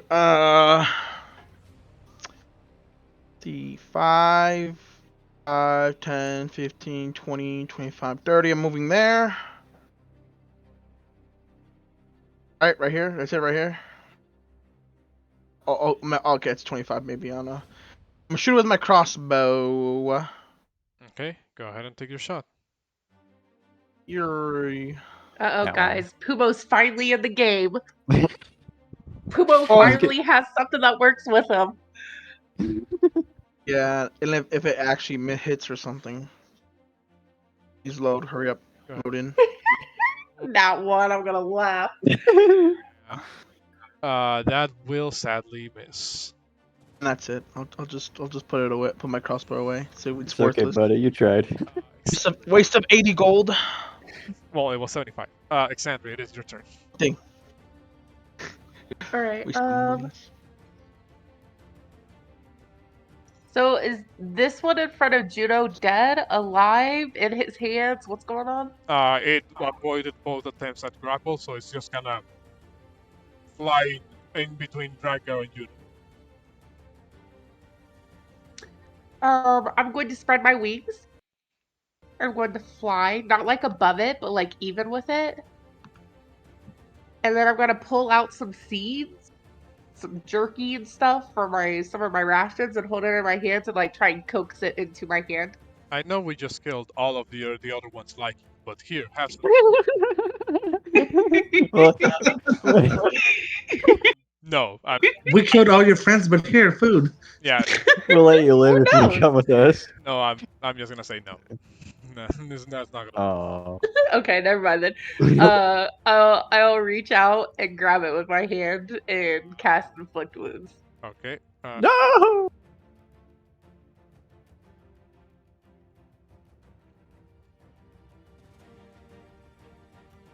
And miss. Miss. It just ducks. That's my turn. All right, Drakgar. Yeah, these things are pretty agile.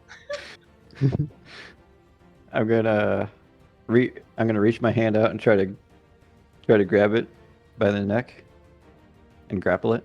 Athletics. Yoink. Dab. Well, but there's no way you can beat that, so it's grab. All right. All right. So, since I got it, or should we try to do something with it, or just kill it? Should we try to tie it up? Yeah. Should we- Break its wings or something. Well, I mean, shouldn't we try to figure out who made this thing or whatever? Or where I it mean, I comes don't from? think we can interrogate it. No, I know that, but I'm just Maybe. trying to say, Does is it it have, worth a brand on it or something? What is it worth keeping, or should we just kill it? What are you? Is what I'm trying to ask. What are you doing, Drakgar? Try to immobilize it, maybe. I don't know. Should we try to keep it, or should we get rid of it? Just kill it. Okay, I guess I'll just. Sorry, buddy. All right, make me a swing with your fucking great axe. Does that? Yes, it does. For And I forgot to proc Divine Fury, but all right, roll me Divine Fury. what is 1d6? One. Don't you have it on your sheet? I did, but when I tried clicking it, but it didn't work for me. So I'm trying to do it manually. Oh, +2. I guess that'd be 8. You destroy it. Sorry, buddy. You kind of like grab it, you look around, everybody's like, damn, I don't know what to do with it. So you just for a moment let it go, and as it tries to kind of fly away from you, you just do an upward swing with your great axe, splitting the creature in two. And like that, we are out of initiative.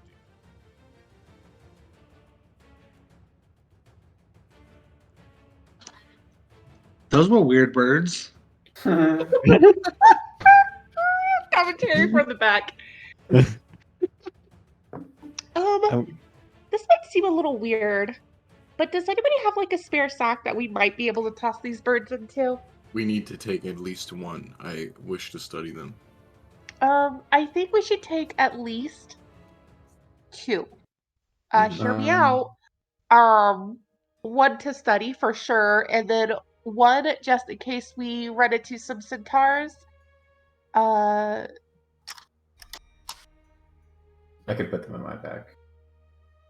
In What heavier case it is? they get curious as to who this fellow may be and how he fell. Does that make sense? Yes. Still looking around the area, see if there's anything that could have been controlling these things. I'm going to ask Derek to come closer to the centaur with me. As she rolls her eyes, because she actually has to ask him for help for once. Jeez. Derek, how well are your art skills? He can draw a mean stick figure. Derek, are you here? I think he AFK'd. Damn. Actually, I've got to take off. Uh, For you. I'm gonna have to talk to you guys later. I apologize for having to leave early, okay. but Joe. I'll let Luke control my character. Well- I'll leave my life in your hands. Well, we are getting to we're actually beyond the halfway point of the session. So I suppose we can take this time to take our own little, say 5 to 10 minute break until everybody's ready to continue. And I'll let you know what happens if you don't come back. Cool. I'll talk to you later, Luke. All right. All right. Adios. All right, later, Mitch. See ya. So Bye, we'll Luke. take a quick break. We'll be back in a bit, and you guys will decide what to do from there. As I pause the recording real quick. All right, and we're back. So you guys have just defeated the little weird mechanical birds that you ran into. You're trying to figure out how to proceed from here. They were sort of like pecking at the corpse of a falling centaur. What do you guys do? I Very- called Derek over, and like I stated, I roll my eyes because I actually have to ask Derek for help for something. Derek, I was curious how well your drawing skills are, or maybe if you had any illusion spells. Well, well, well. Finally being useful, aren't I? I know, for once in the month that we've been traveling together, who would have thought? Yes, I have multiple illusion spells. Is it possible for you to get a really good look at the centaur's face and the wounds on his body? Yeah. In case later we need to make an illusion of him to some centaurs, so that way they can see what killed him. So we may be able to assist them. Yep, minor illusion works perfect. Yeah, it's got a good look. All the cuts, all the everything else. Let me see. And his face. Hair, every single. Essentially later we might need to have you make an illusion of what we see here. All right, let's see. You got a good cut over here. Wow. And then while Derek's examining the body for possible future cases. Oh, there's Auntie. I was literally about to type that.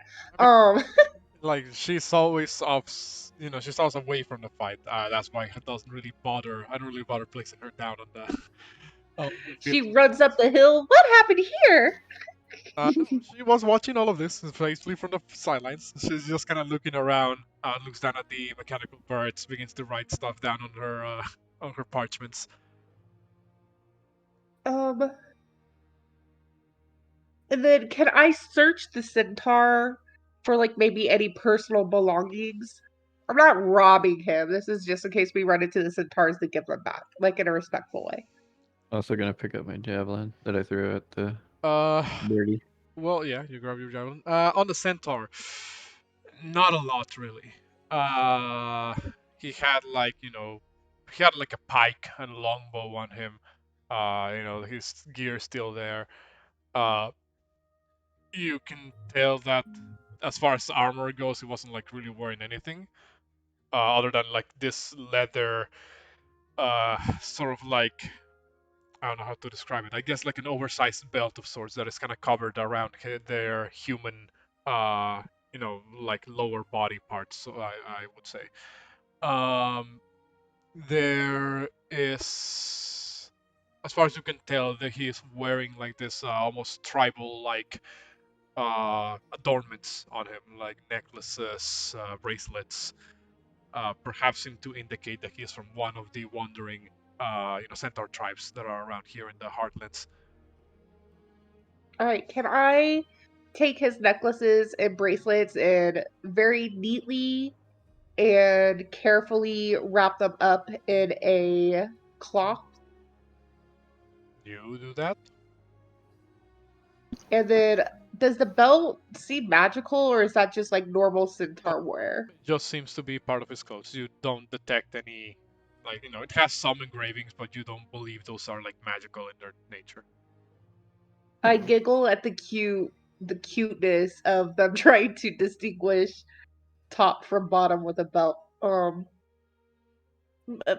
Metius, could you maybe help, do the thing that you do with the earth and help us bury him?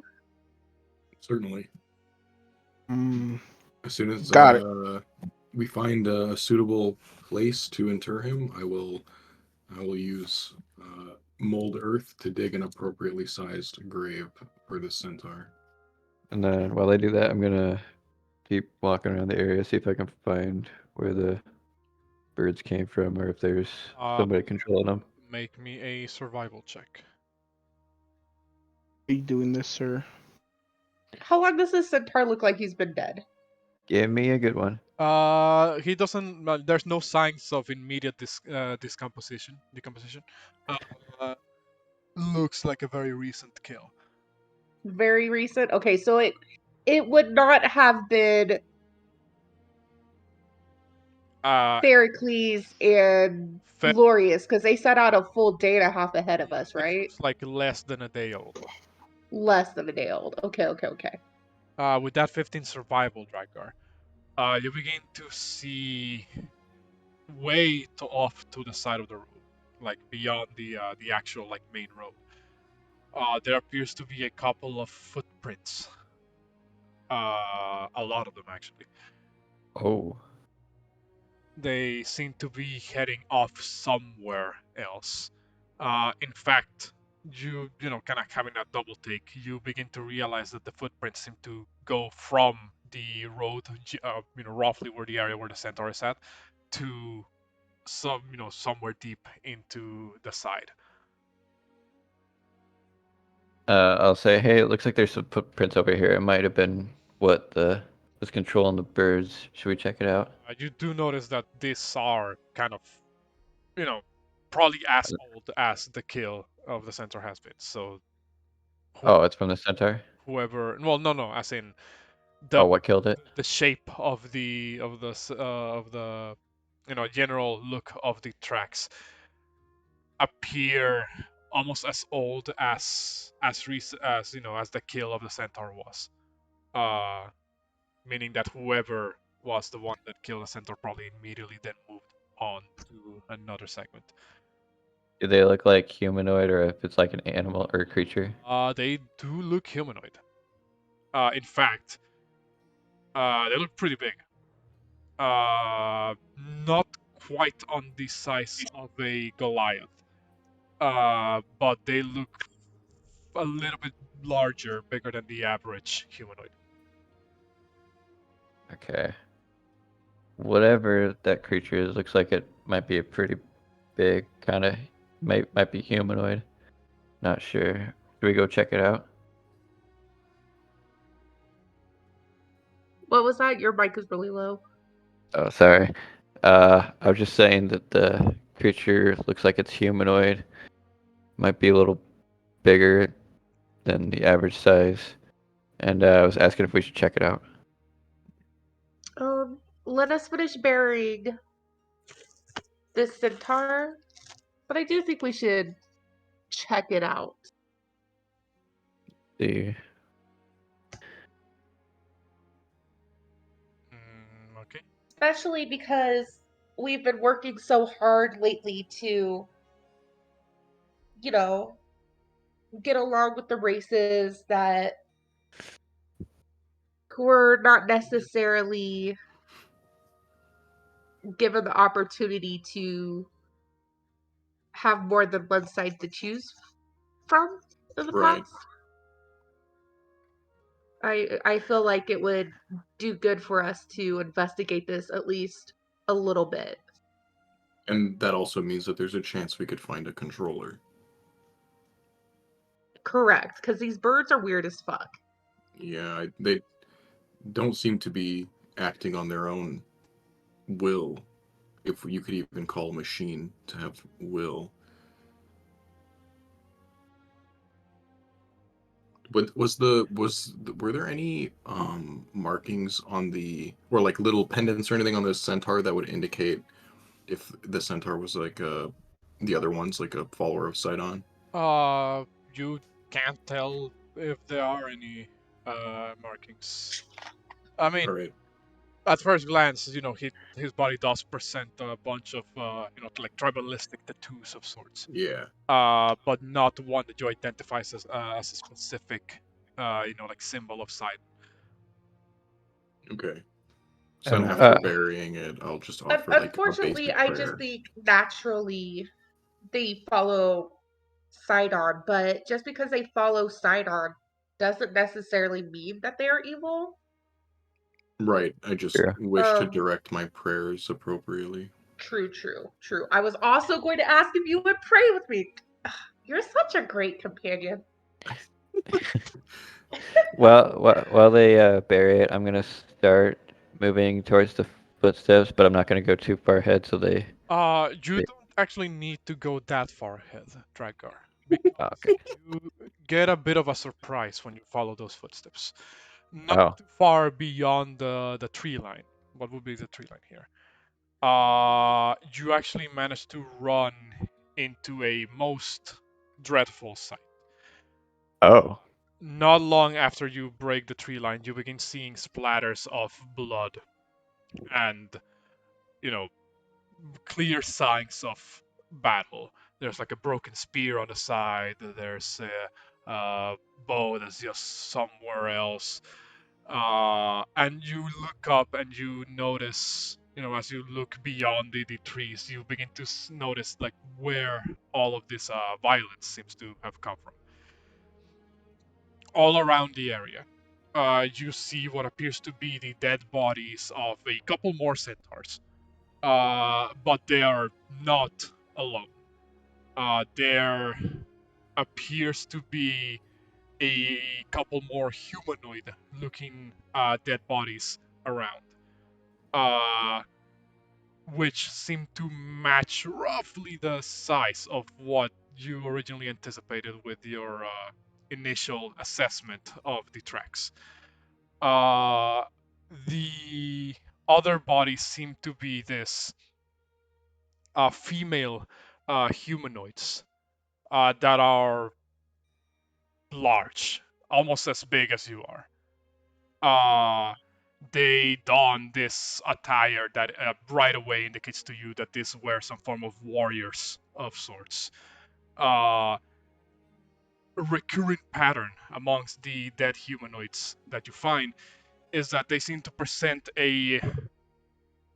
this sort of addendum to their armor on their shoulders.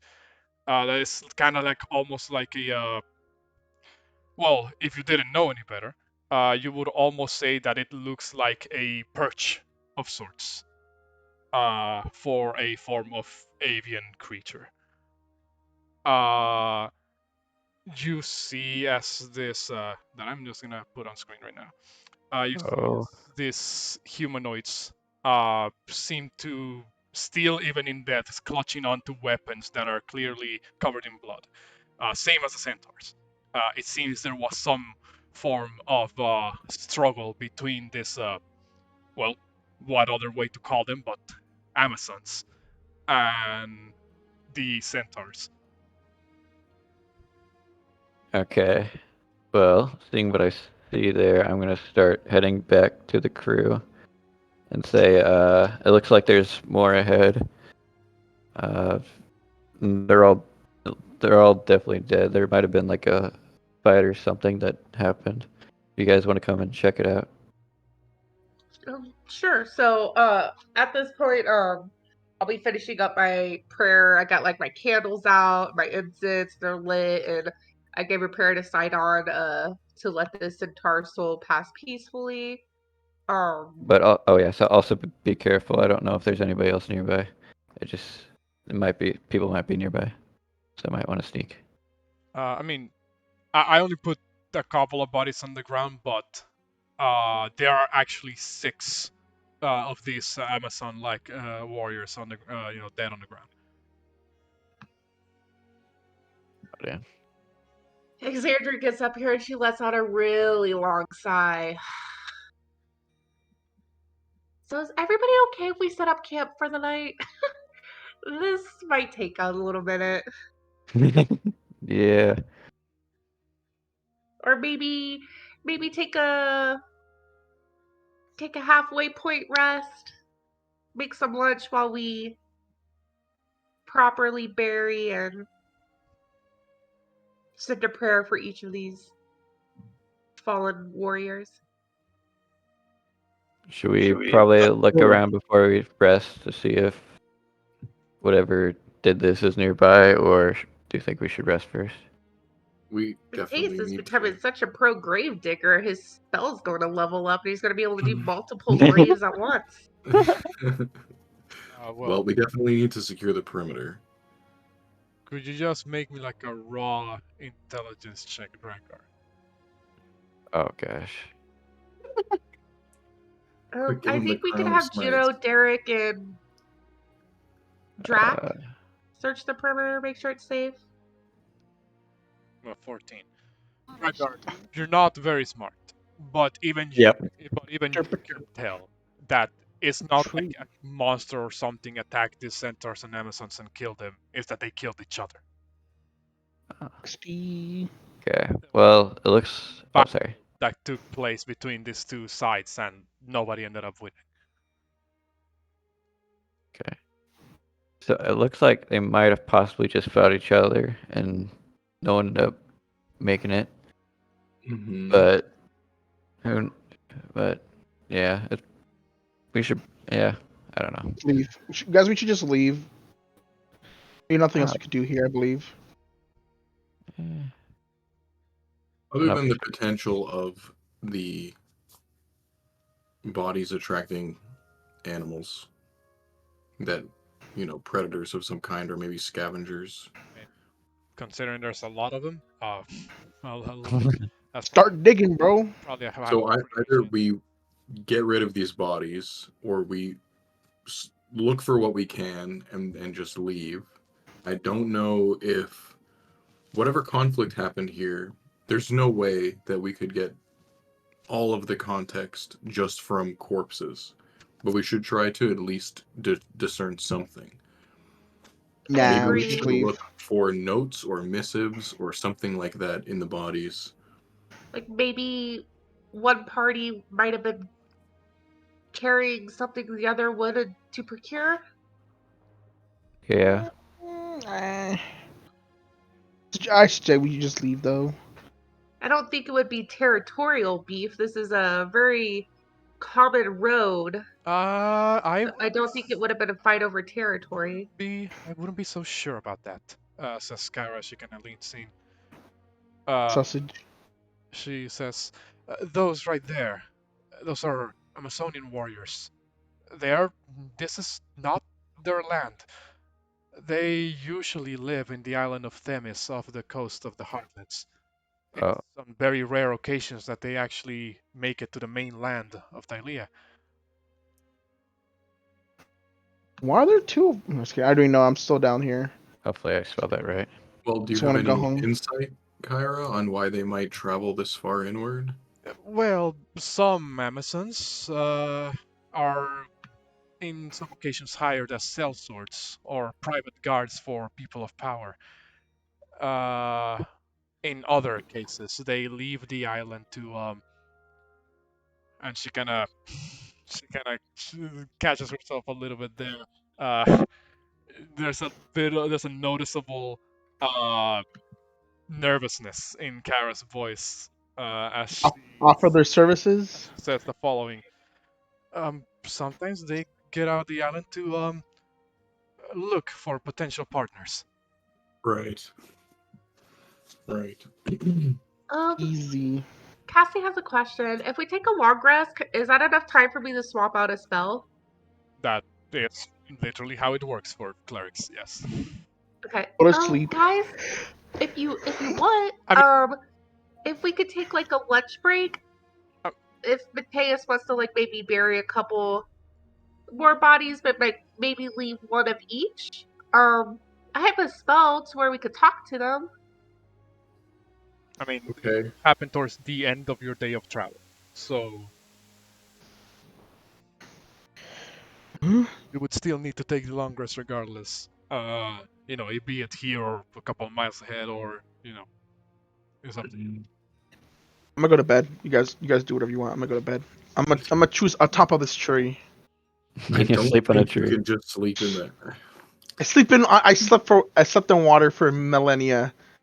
Let me do this. Okay. Well, if he falls off, it's his funeral. Kyra just kind of thinks. I was gonna kill you. That aside, You wish. I Well, go ahead. Go ahead. the fact of the matter is that animals exist and will come after the smell of blood. So if we want to stay here, which I am okay with, we need to clean it up. That is it. If we want to move a little bit further down and maybe set up camp slightly farther away where we can make a nice bright fire and hopefully animals will not come near us, but then that leaves the bodies to be picked clean by something, and if we want to get any information, we just have to do it now before we rest. Well, I do need at least a short rest to swap out my spell to speak with them, just to make sure nobody's in immediate need of rescuing. No, Exandria, little correction there. Clerics can swap their spells on a long rest. Oh, a long rest. Okay. Okay, well, do we want to camp right outside these bodies, or do we want to just move a little bit?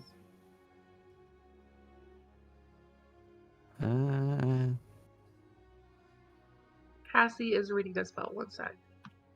You can probably move a little bit, but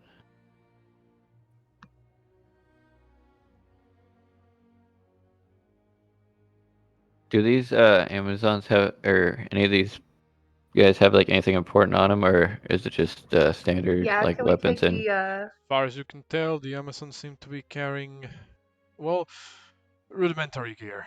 Leather armor, shield, sword, javelins. Ooh, javelins. you are literally carrying like 14 javelins. You literally look like Sonic the Hedgehog right now. I could use more. Could I look for notes or missives or like maybe some kind of, I don't know what you would call it, like a contract, I guess, on the Amazons?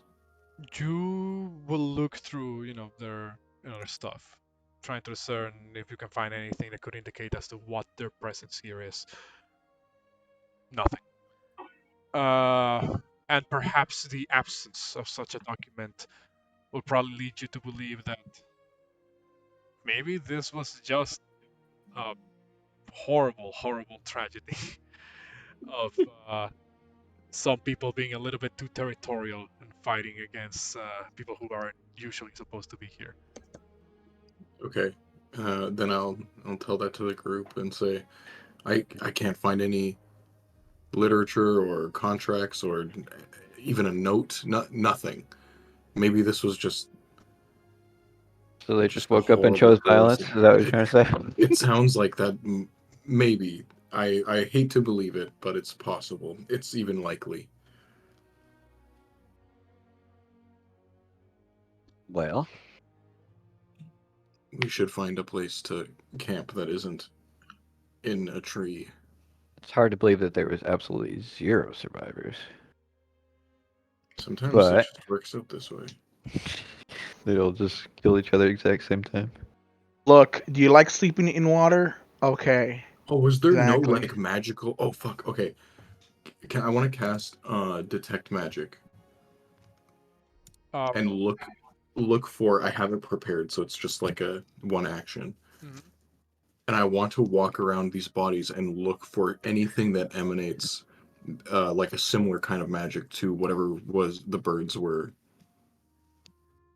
Uh, it would have, if there was any form of magic like that, it probably would have faded long ago. But you do notice something that piques your interest, Metius. When you begin to walk around and approach the, actually, even during the time where you were investigating the Amazon's belongings, you will begin to notice that in on their bodies, there's this markings, in their arms, their legs, sometimes in their faces, that seem to, how do I say this, seem to resemble the little magical engravings that you found inside the body of the mechanical birds.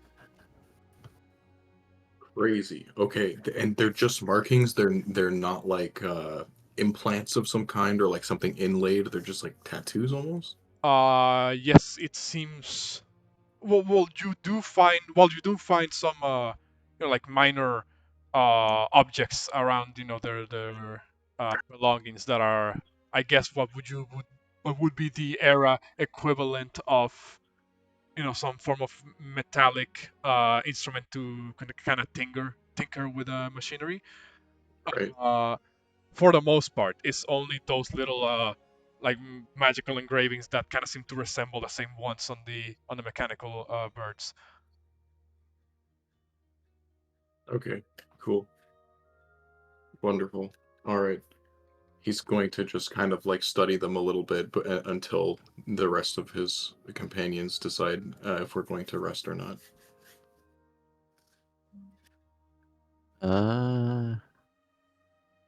Kind of want to explore the area more if there is more area to explore. To see if there's anyone else nearby, I mean, if that's possible, or you is this basic? make me a perception check, I guess.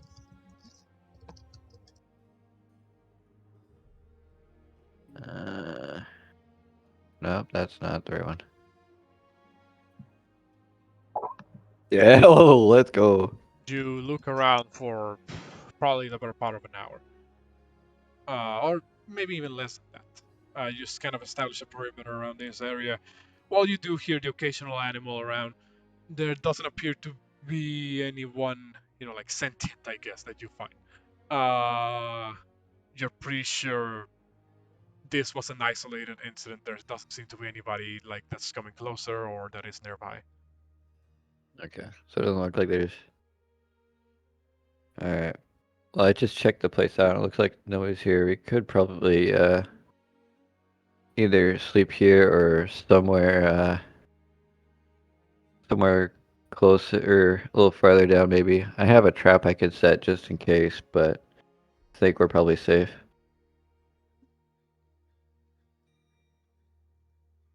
So what do you guys do? Should we catch some Z's? Yeah, let's rest then, and I'll finish examining these interesting markings. And then I'll place my uh, hunter's trap a little bit ahead of where we or near where we're gonna rest, but wherever that is. Okay. So you would probably like be resting a little bit ways off from this scene, shall we say? Yeah. Uh, you know, in reality, nothing really happens during the rest of your long rest. You know, you do still have that sense of man, that was kind of a shit situation, huh? In Yeah. as you go off into your campsite, rest up for the night, with the sensation that sometimes this type of conflict is gonna happen, looming over your heads. Uh, eventually, the new morning would come, and you guys are not that actually far away from Mytros at this point. Less than a day's travel from here, if that. Unless you choose to do anything in the morning, I'll say you guys would depart on your way to Mytros. Grab my trap, and that's about it. All right. So, as you guys begin to head out, at some point, going over these light sort of like hilly terrain that is this, this western side, beyond the limits of the city of Mytros, you actually begin to notice that a couple of things start happening. At first, when you were like a days away from Mytros, it wasn't really noticeable at first. But the closer you get to the region, the more you notice the weather seems to change. Uh, you begin to notice that the sky becomes a little bit grayer, wind a little bit colder. And as you're walking down the main road, what is everyone's passive perception? Um, I I don't think Juno and know. I have the highest Mine's at 14, I believe. Mine's 13. 13 here too. I don't know Juno's, but mine's 13. So, Xandri and Junos, what is that? What is it? Mine is 13, and Juno's is got to be 14, I believe. One of ours is 14, and I think it's Juno's. Hold on, I'm gonna give you access to Juno Drakgar. So you can just see what he has. But He has. Well, that's loading. yeah, he has 13. Okay, so those of you with a 13 will be the first ones to pick it up.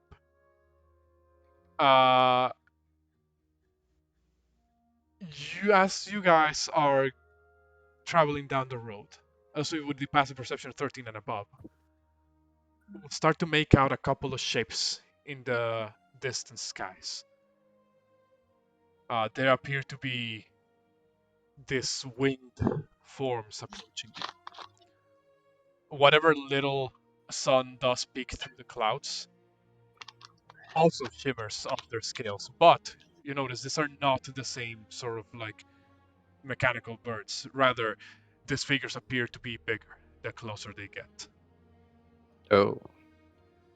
And I'm not gonna attack, but I'm gonna have my axe in my hand. I'm gonna be like holding it to my back, if that makes sense. As I'm walking up. they grow bigger and bigger until you realize these aren't just any old flying creatures. These appear to be dragons Oh. flying towards you. More specifically, of the copper variety. For those, Not mine. for those Said 3 of them. yes, there's 3 of them. For those who may be familiar with dragons in any way, shape, or form, I had one. it would recognize the telltale coloration. They're not supposed to be that big.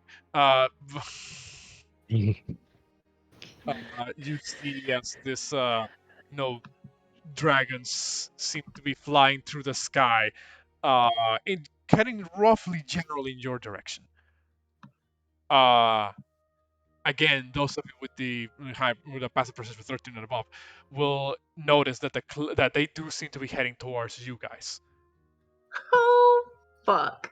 But then you also notice something. That's not my dragon, I think. Those dragons are not alone. In fact, there appears to be figures on top of them. Hide. We need to hide. Humanoids. You then notice that at some point in their approach, they stop. Then they kind of fly down and land a couple dozens of yards away from you, like down the road. You see as the figures that were on top of these dragons seem to get off, as if they were riding on like a saddle, like on the back of these dragons. They appear from a distance to be donning this sort of like red cloaks around their shoulders, uh, with a clear sort of like armor that is visible through, even at a distance. Almost, they appear to be dressed as centurions of sorts. The three knights that kind of hop off the dragons, and then kind of begin to walk towards you. Two of them hang back a little bit further back, but one of them doesn't to approach you directly. So one's starting to approach us. You guys do anything, or I'm Well, gonna they've be. already seen us. it He saw us. spotted you like from a distance, like in the sky, and they purposely landed like Yeah. ways ahead of you. We have no choice but to parlay. Guys, all right. let's try not to get cooked today. I'm gonna have my weapon in my hand. I'm not gonna attack, but I'm gonna be up front, in the front of all. But I'm gonna start approaching. Brother, I do hope you know that is an act of aggression, and every time Hey, you do that, we get hey. attacked. I'm not gonna attack. I'm just holding It it just in doesn't matter if case. you attack. Every time you do that, we get attacked. I get. That is true. That's true, sir. You do that a lot. We should Maybe probably put your weapon away, because holding Yeah. it literally doesn't stop them from attacking you. It does the opposite. Okay, fine. I'll put it away. But if they Yeah, attack yeah. us, Put your sword away. No one wants to Thank- see it. all right. Well, I guess I'll put it away and then start approaching. So who all approaches like towards the I'm going as well. Sanctuary, I approach All right, Zach. cautiously, slightly hidden behind my brother in a non-lethal way. I'm gonna go ahead and approach with them. Okay, so I'm a- all of you are approaching at the same time. Yeah. Okay. I'm gonna tell Xandria, hey, put your crown on just in case. She cringes, but she slowly pulls it out of her bag just in case, and holds it in case she needs to put it on. So you I mean- all approach around the same time. Okay. I grab my crown too. So you would see the soldier that is at the front of the other ones, even at the front of the dragons. He seems to be donning this gear that seems to clearly put him at a higher ranking than the rest of them. Kind of this human who seems to have like a bit of a scar around his face, longish hair, kind of has like the look of somebody who has seen quite a bit of battle. Sees you guys and says, "Salutations. My name is Starkin. I'm a soldier from Mytros. I've been sent on behalf of King Acastus to escort you to his palace. He wishes Oh. peace with all of you." Say, I guess that means traveling's about to be a lot easier. Well, weren't actually that far off from Mytros anyway. you should say, step uncle wants me to go. Con us to the castle, maybe. I slowly put the crown back in my satchel. And then she wipes her hands off on her sides. Looks a little bit confused. But he doesn't know. But he doesn't notice the crown though, which is good, I think. Yes. I suppose I should explain the situation. Your exploits have traveled far and wide, even reaching Mytros. King Acastus has heard of you and wishes your cooperation in a particular matter that concerns the city. That is fine. We came here to speak with him anyways. I guess we're just going to fast forward it just a little bit faster. Is everybody okay with that? I guess. It's been so long. It's been so long. I think you may have misunderstood. We cannot allow you to ride on top of our own dragons, but we will escort you and ward off any potential danger from here to the city. Not even on the Talon. And on the These nail. guys are That's fine too. Oh, I'm so sad. Well, Perhaps I should tell you before we get there. The Lord of Storms, Siren, has let loose a devastating hurricane of Mytros. King Acastus is trying his best to help the city bear through that, well, trifling situation. But, well, he believes that at times like this, any assistance is welcome, especially one that comes from renowned individuals such as yourselves. Hmm.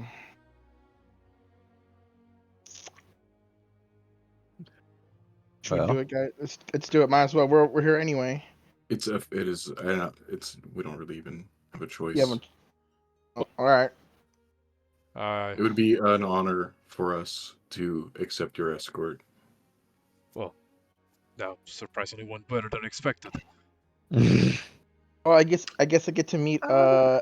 Estor's great grandson. Oh, What Great do you grandson. mean by that went better than you expected? I mean, like, well, I feel like our group is quite understanding. yes, but you must understand, with the stories about your exploits also come rumors. And with those rumors Yeah.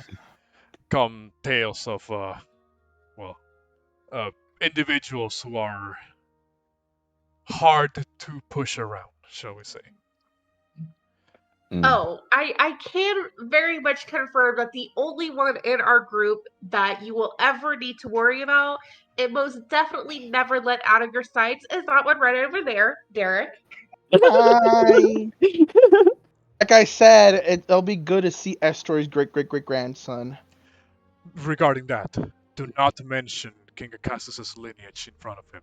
It is considered disrespectful. Oh, okay. Well, then I definitely suggest that one is not allowed in the palace with us then, because we have been preaching that from day one, and he won't drop it. Look, The king specified that I was to escort all of you to the palace. Okay. All right. Well, whatever Derek does is not on us. it is on us. Too bad, sadly. So Derek, zip it or lose your tongue. I mean, I apologize. Have I perhaps incurred a struggle quarrel between your party? No, it's minutely at this point. We should just head to the. Okay. In that case, he kind of looks over back at the other two soldiers that are nearby the dragons and does like a gesture with his hand. Right immediately, you see as the two other soldiers kind of climb up on top of the dragons, and they begin to kind of, you know, take flight a couple of tens of feet off the ground. Making this like police escort kind of like formation around your group. Tarkon himself, he kind of walks back to his own dragon and says, "The city is not far from here, but considering the tumultuous hurricane that has taken place, it's better if you do not steer too far off." And His name is Tarkov. Tarkon with a CH. thank you. Hmm. He kind of climbs on top of his own dragon, and thus, well, those of you who speak Draconic, or at the very least have heard the language being spoken before, would hear him, speak the command to his dragon, and also kind of takes flight a couple of tens of feet off the ground. I wish I could say that. So long. Sad. As these guys begin to escort you guys the rest of the way towards Mytros, Kyra leans over a little bit towards you guys, and in a more hushed tone, as if to make sure that these guys are not hearing anything, says, right, so these guys, uh, these, I think, are what King Acastus considers his new order of the Dragonlords. I Mm, didn't want to say anything while they were within earshot, but well, if a Castus at any point begins to brag about these guys, just play along with it. not, not a fan of their outfits. Could use more work. Noted. That's the opposite Noted. of playing along with So, it. does anybody have like some type of potion that makes it to where Derek won't be able to vocally communicate for at least like a couple hours? Look, I under I mean, I got No. Mythros hammer. We can put him to sleep. I'm kidding. I'm kidding. I understand your frustration against these guys bearing the name of a long lost order. Uh, but Okay. There. now just try and play along with them. Make I'm not necessarily worried about them. I'm just worried about Derek, constantly comparing them to the past, comparing us to the past, insulting the king, uh, you know, things that we've been asking him for about 5 weeks now to stop doing, but yet he still does it every day. well, I don't know about that. Just try your best not to cause incident between the two kingdoms. Yeah. Derek. You are the daughter and son of what's his face already? God dang, I forgot his name already. Arthur. Same thing. uh, oh boy, Brains hurt. he's not gonna enjoy that the comparison. Uh, well, I think for now I'm just gonna stay quiet myself and not bother this fine gentleman anymore. As she kind of like eyes up at the three knights mounted on their dragons. Uh, eventually, you guys will arrive at the city of Mytros, but it's not quite how you envisioned it, because much to in line with what Captain Tarkin said to you guys, it is On fire. currently in not a very good state. The hurricane, the winds pick up with such strength that it makes it impossible for people to move with any amount of ease through the streets of Mytros. You approach from what would be I guess it would be like the western gate.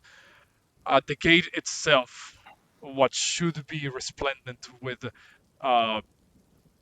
finely crafted, almost like marble, like archway with golden accents on the top, is currently indiscernible from the gray tone that the whole area seems to have taken thanks to the clouds above.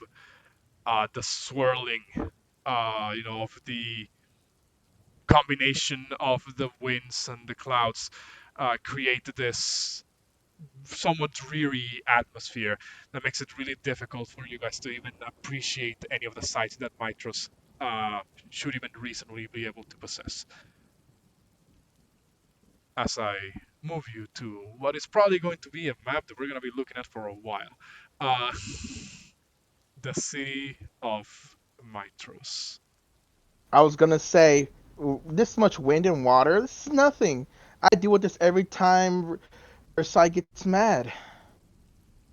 On that. Come on, guys. This ain't nothing, guys. Yeah. I'm mostly drowning most of the time, but still. Ooh. Damn, this is a big city. It is indeed a big city. Is this in parts, or is that just the numbers? Well, that is a couple of things to guide both you and me along the city. Okay. Uh, Okay, I thought that was like if you click on the section, the whole section becomes bigger, that kind of stuff. would be pretty cool if it did. If we were playing on Foundry, probably. But Foundry also kills my computer, so we're not gonna do that. That So, uh, as you guys enter through what is well, uh, the main gates of Mytros, which I'm gonna show on screen in a moment. do some work.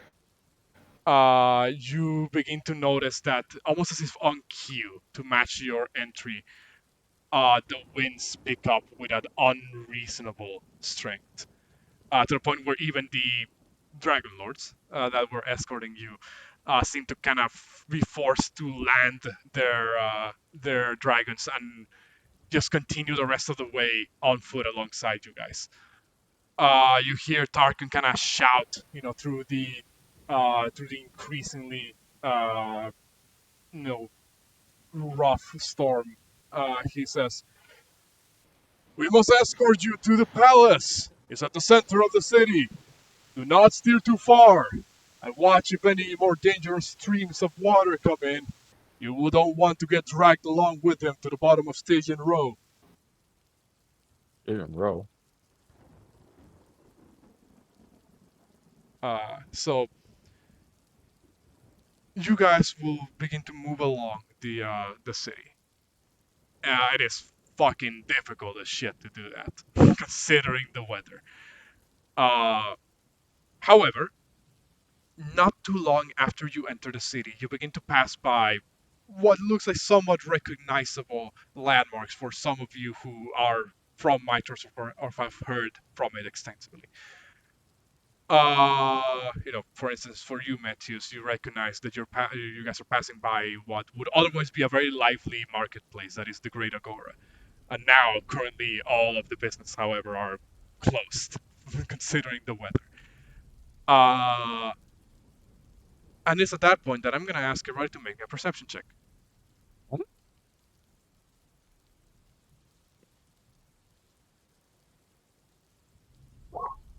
Bruh. You said a perception? Correct. I got this. Hold up, where is it? Oh yeah. Drakgar.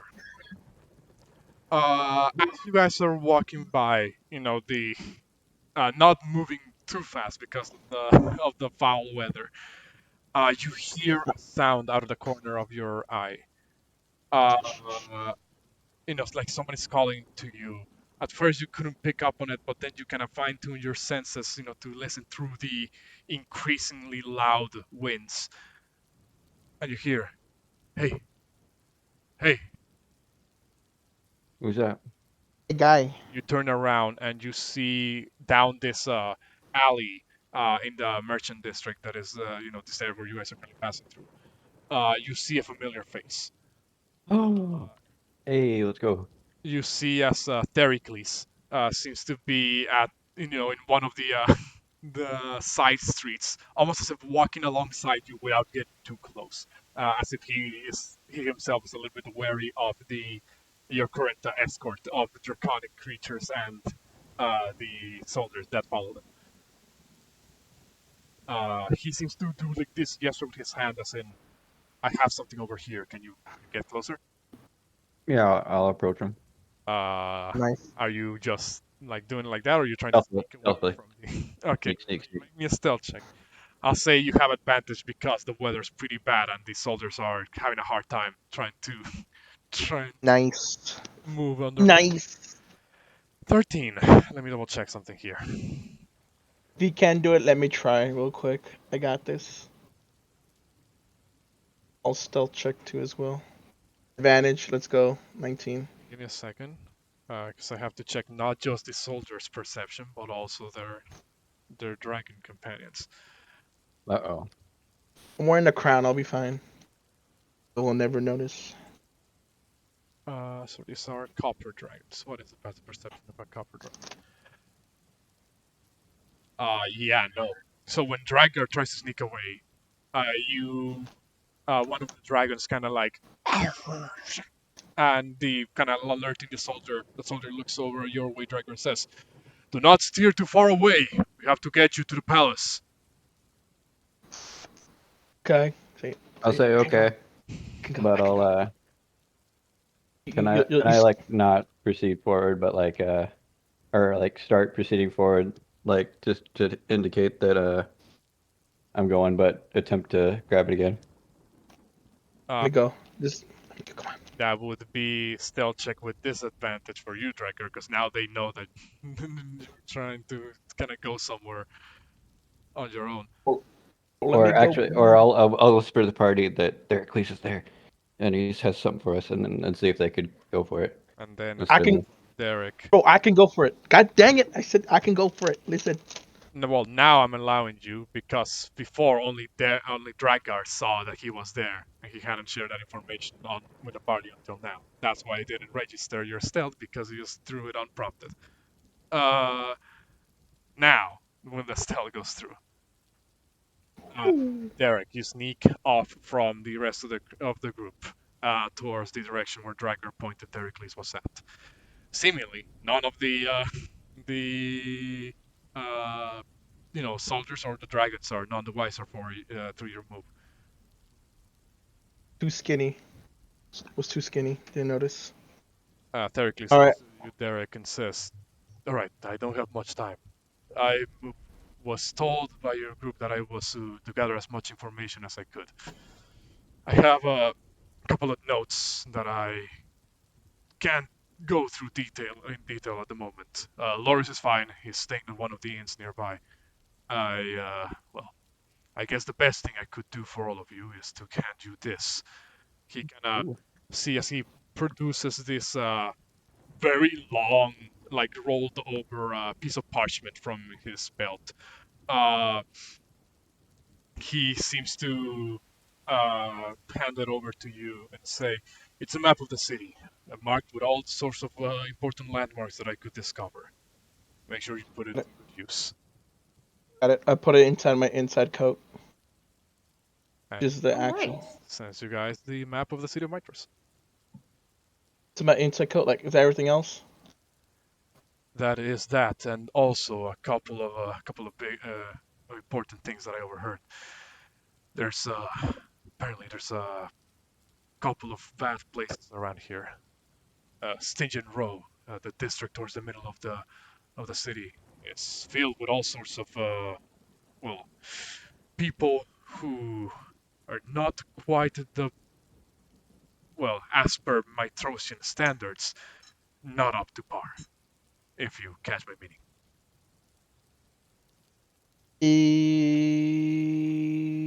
You don't understand me. All right. Big words hurt. Stygian Row is slums, basically. Low effort housing made for mostly non humans. Damn. And as if that wasn't enough, not too far away from Stygian Row up north lies the Minotaur Market. It is not a pretty place. I advise keeping, what was his name? Juno? Away from Juno. there. Keep him away from Laugh a there little at bit. all points, and do not lose sight of him. Otherwise, the less savory folk in the city may confuse him for merchandise. I'll probably kick him in the face when he gets close. I think. All right then. And last thing, before you go, I also overheard a couple of things about what I can only describe as a crime lord of sorts that moves behind the scenes. Someone that goes by the name of the Lady of Coins. I couldn't find more information on her because, well, I didn't want to blow my cover. But you should know that there's some form of, exchanges going on in the underbelly of the city. Alright, that's all I have. You better go back before they realize you're gone. All right then. All right. Take care. Say Lars, we're fine, and hope he's fine. All right. I'm running. He goes back into the shadows as you return to the group, and really none of the soldiers ever realize you were gone. And in my head, I'm like, wow. He goes in the shadows so quickly. He's like, wow, pretty good at the shadow guy wearing a cape thing. Should make him a costume. Wearing all black. Whether you share the information you received from Thericles, with your group right away or not, that's up to you. But rather, as you guys begin to continue on your way through the city, something most foul happens. You see, around the halfway point of the city, or past the halfway point of the city, where from this position you can actually kind of see how up a large ramp-like road.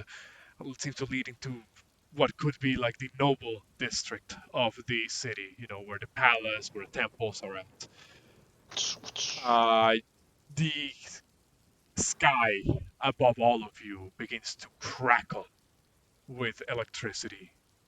The thundering sound that emanates from it would be enough to throw even the most bravest of men into a complete panic. You then you hear a Skyra, who's even to her, this weather's not exactly being the best for. Seems to say under her breath, this really sort of like a simple reaction, but one that even catches you off guard, as she says, "No way." You then realize what she's looking at, because when you look up at the sky, you realize, well, a little bit too late, that your trek to Mytros has not gone unnoticed. Uh-oh. Yes. When you look up, you see this massive, swirling mass of clouds that seems to move in a way that is not how natural wind would move these clouds. The howling of the wind is but the accompanying effect to a sight most dreadful, as within the spinning eye of the hurricane, you see a scowling visage,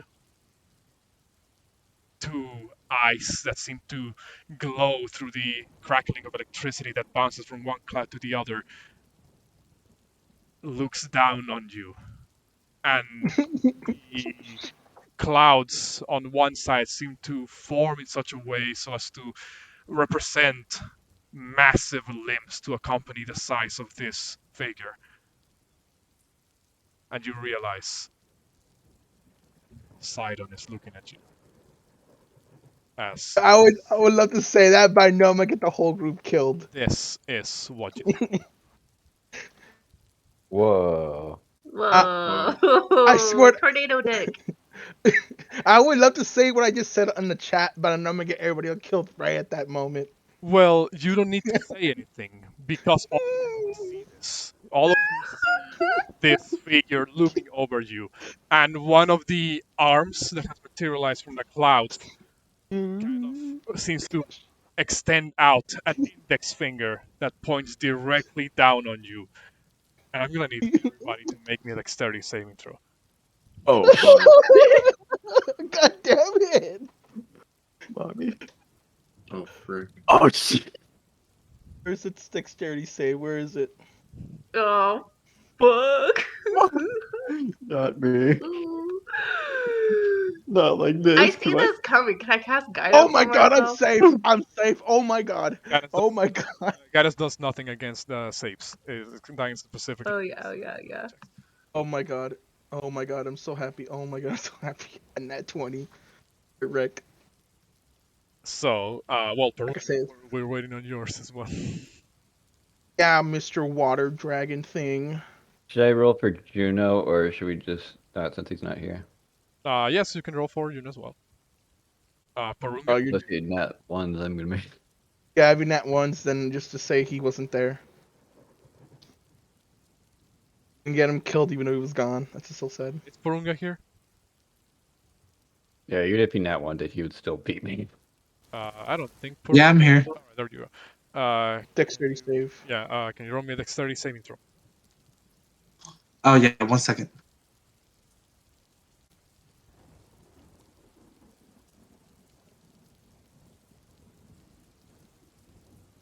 Oof. Sorry.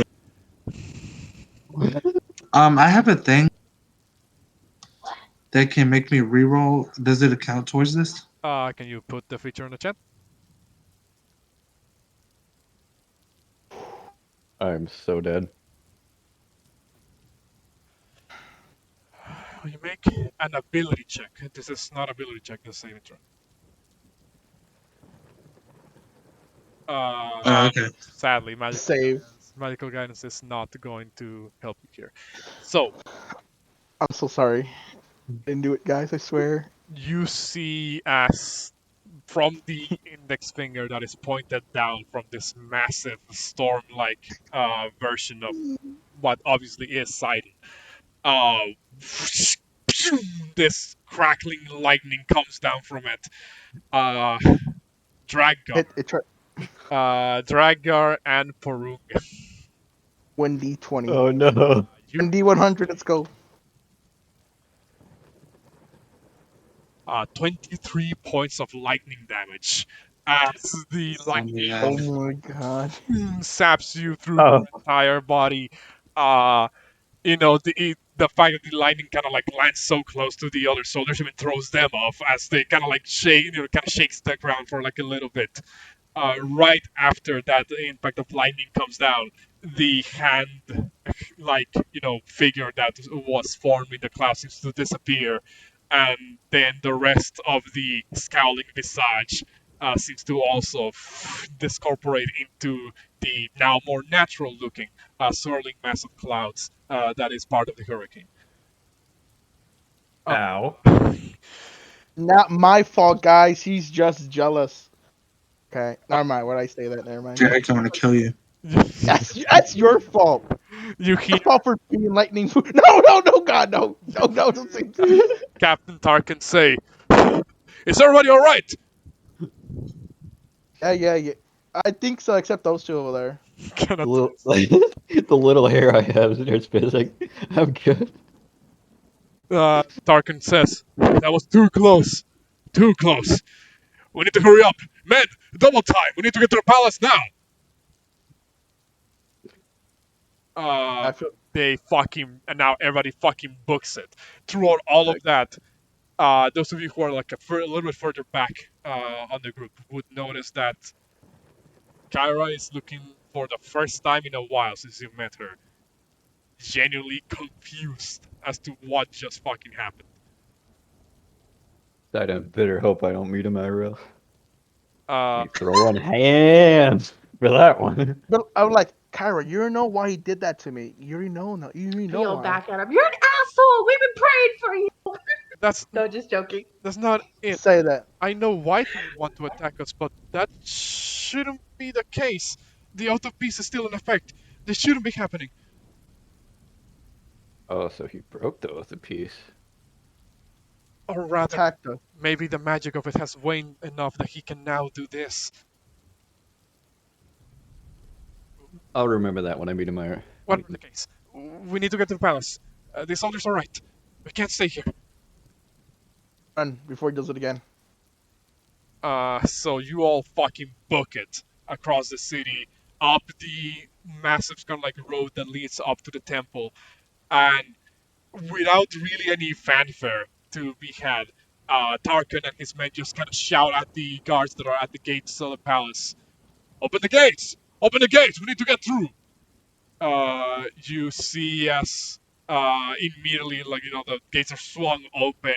You run through the courtyard that is completely covered in puddles of water, ruining whatever very fancy shrubbery would have been made, in the garden. And eventually, you manage to make it into the main building proper. Uh, you, oh, that is not what is it? Give me a second. Uh, you will see as when you enter and the gates are closed behind you, it's as if you walk through a completely different world. Uh, you will notice that whatever dreadful gray coloration the world has taken outside is immediately overtaken by a, shall we say, gaudy almost look. God. Pythor's palace, while completely adorned with the many exploits of Pythor's battles and the like, still had some degree of humbleness to it, believe it or not. You know, never too overly adorned, never too overly flaunting of the wealth of Pythor. This one, however, is the complete opposite. Gilded walls, very fancy looking carpets, busts and statues that seem to represent figures that could be the king of Mytros, but no, a lot of them look different enough that they could be mistaken for someone else. It's as if this whole palace is an exercise in vanity. When I look at the faces, do I notice one of them or no? Uh, they all look very generic. You wouldn't be able to exactly tell, you know, if they're supposed to actually represent someone or they're just generic like statues of warriors and soldiers. Okay. Uh, there is this underlying sensation of something being off, however. Though, of course, it is common knowledge that Valus, goddess of wisdom, is the queen of Mytros. One thing you've noticed throughout your entry to the palace is that there is no imagery that references the five gods.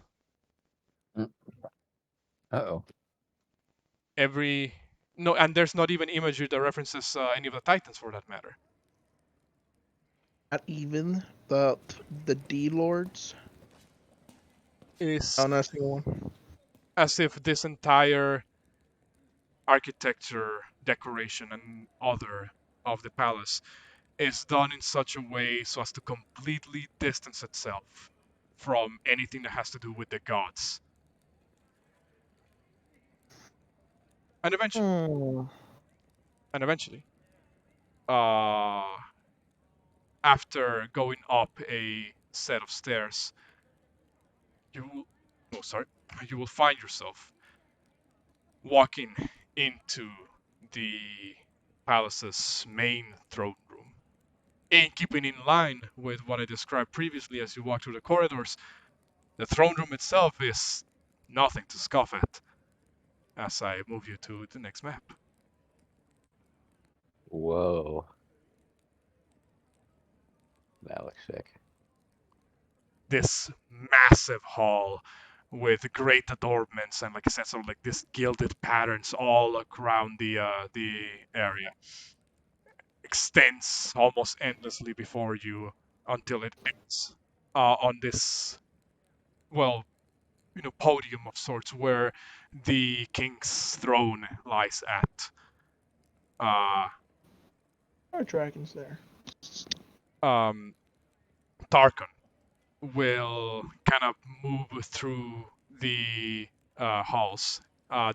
His dragon currently staying outside, as only Tarkon and the soldiers were allowed entry. The dragons went off somewhere else, presumably to get some cover from the rain. You guys can place your tokens down on the map. Tarkon seems to walk forward with a haste in his step as he says, "My king! My king! We have found those who you requested. They have been brought forward." As he kind of takes like a knee and bows deeply to the man that is currently sitting on the throne. A man of fairly, brolic build, seems to lie on top of the throne here, looking a little bit over his 40s, perhaps in his 40s. The man seems to look down from his throne as if the supposed captain that prostrates himself in front of him is no more than just another rank and file soldier. Uh, the man who you believe to be King Acastus looks over at you guys and says, "Well, I must say, I've heard plenty exploits of well, of your great deeds. but I believe the stories didn't quite make justice to, well, all of you. Please, step forward. As it seems to gesture for you guys to, come up to the main podium area.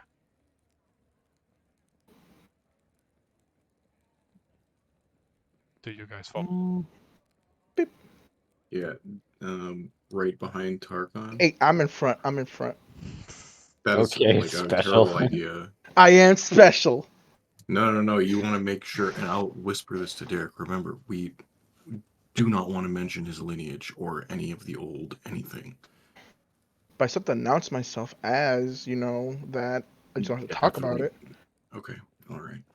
I'll talk about it. I'll just announce myself as it. When you get closer, you will see that next to King Acastus, lie two other figures, both female. One appears to be sitting on another, albeit smaller, throne chair. A woman of very mature looks, with a hairstyle and features not too dissimilar from those of Kyra. Just by conjecture, you can probably realize that that is indeed Queen Valus, the goddess of wisdom. Would I know any what's it called, like the formalities? Like, do I know, since Metius is from Mytros, do I know like I should be bowing right now, or like do I take a knee or something? You would know that, well, it's already rare enough that somebody is directly escorted to the king's throne room. Maybe that is the procedure, shall we say? Okay, then I will kneel, I suppose, and kind of like signal to my companions that they might want to do the same. And I think Matthias would also like glance over at Kyra, just almost like ask her if this is the, like motion to her, like, is this the right thing to do? You see, Kaya kind of looks at you, and she herself is not bowing. She just Yeah, kind of of course walked not. in as if she owns the place, and kind of looks over at you and does the A-OK hand gesture to you, as in, yeah, you do that. Fuck, what a cool bitch. Yeah, you do that, and then she, you can tell, like, it's like blink and you miss it, but there's like this audible, almost like scoff from Valus when Kyra does that. Uh, you see as when the rest of you guys, well, do the rest of you guys prostrate yourselves? No, I'm not gonna bow. Oh god. How dare you? Castus does kind of pick up on that, and some of you guys not prostrating yourselves. It says, Well, I'm prostrating. right, of course. I suppose it would be beneath heroes of the prophecy to prostrate themselves in front of a king. It's all right. It matters not. I do, however, wish to hear your names. I've, well, heard many about you, about what you've done, but not nearly enough about who you are.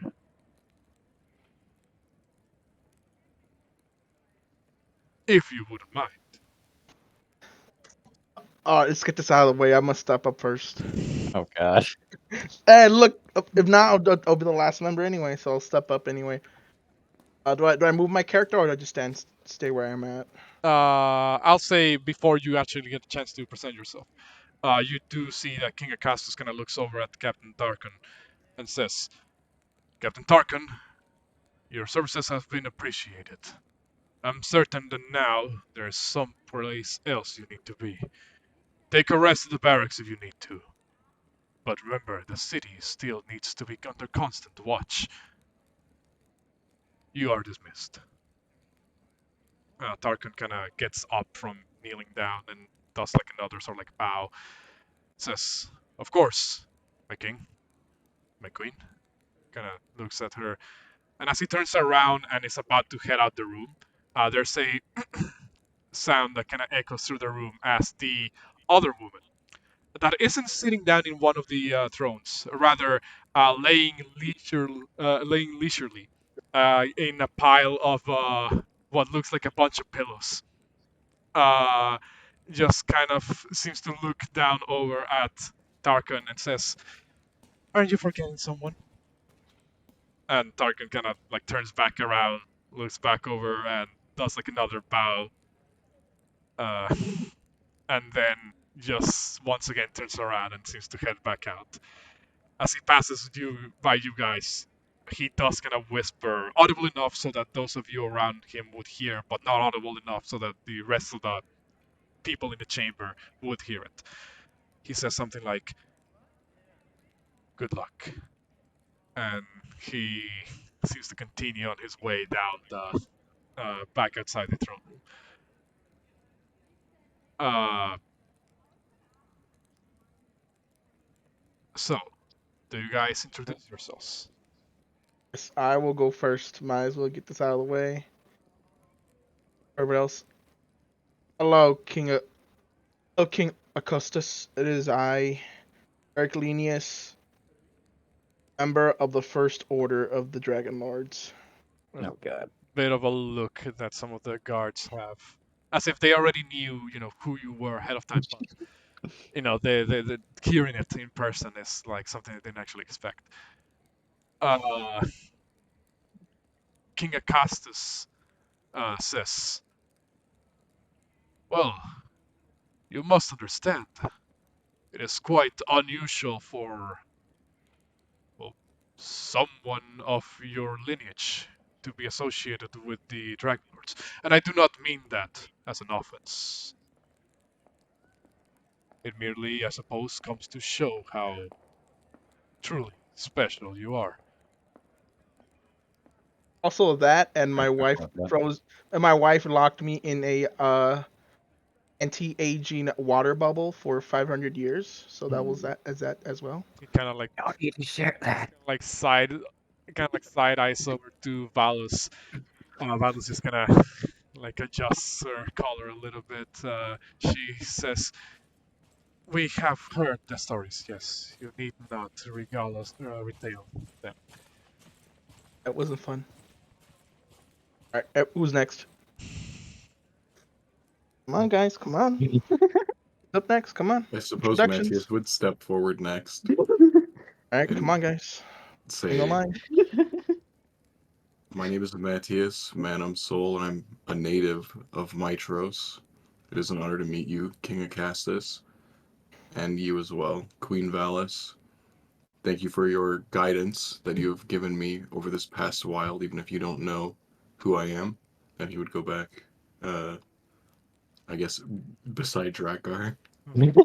Valus would say, "We should be thanking you for answering the summons in such a strange situation." Castus speaks up and says, "And I must say, it is an honor for me that a Mytrosian is part of this renowned band of heroes. It is not often one gets to represent their city in such an important group." I hope I will be able to bring honor to the name of the city of Mytros. You see as he kind of looks over at the rest of you guys, almost waiting for you, the rest of you, to introduce yourselves.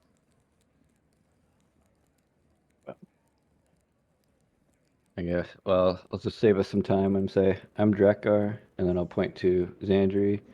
That's Xandri. That's Porunga. And that's Juno. And then that's it. There's an eyebrow raise from Acastus. As you just kind of went a little bit too casual there. Valus kind of again like straightens herself up and just kind of says, "Now, as you know, we are, of course, the rulers of the city of Mytros, and there is a most dire situation at our doorstep. Acastus sort of interrupts Phallus and says, I believe it is quite obvious. I suppose I should start this by, first of all, welcoming you all, not just to the city or to the palace, but to this inner circle. You will arrive not a moment too soon. The current situation calls for counsel from far more than just my usual advisors. My beautiful city is now being besieged by this evil weather. We have already wasted several days discussing how to best placate the Lord of Storms. But my advisors cannot seem to agree upon anything.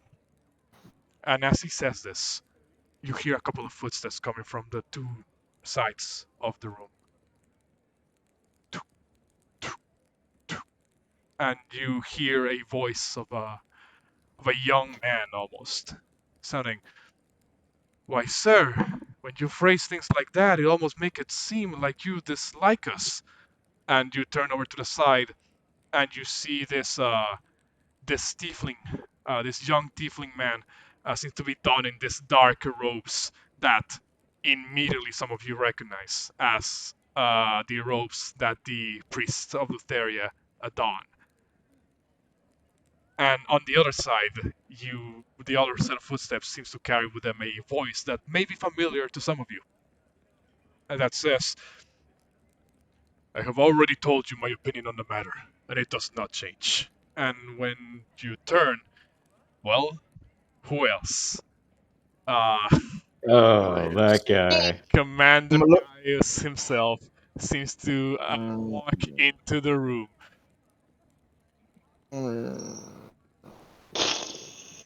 Go to cat You mode. just. Turn to cat mode. Yes. Oh my god. Castus looks over at you guys and says, Right, I suppose introductions are in order. He kind of gestures to the tiefling and says, That one there is Chandrus. He is the head priest of Lutheria and one of my advisors.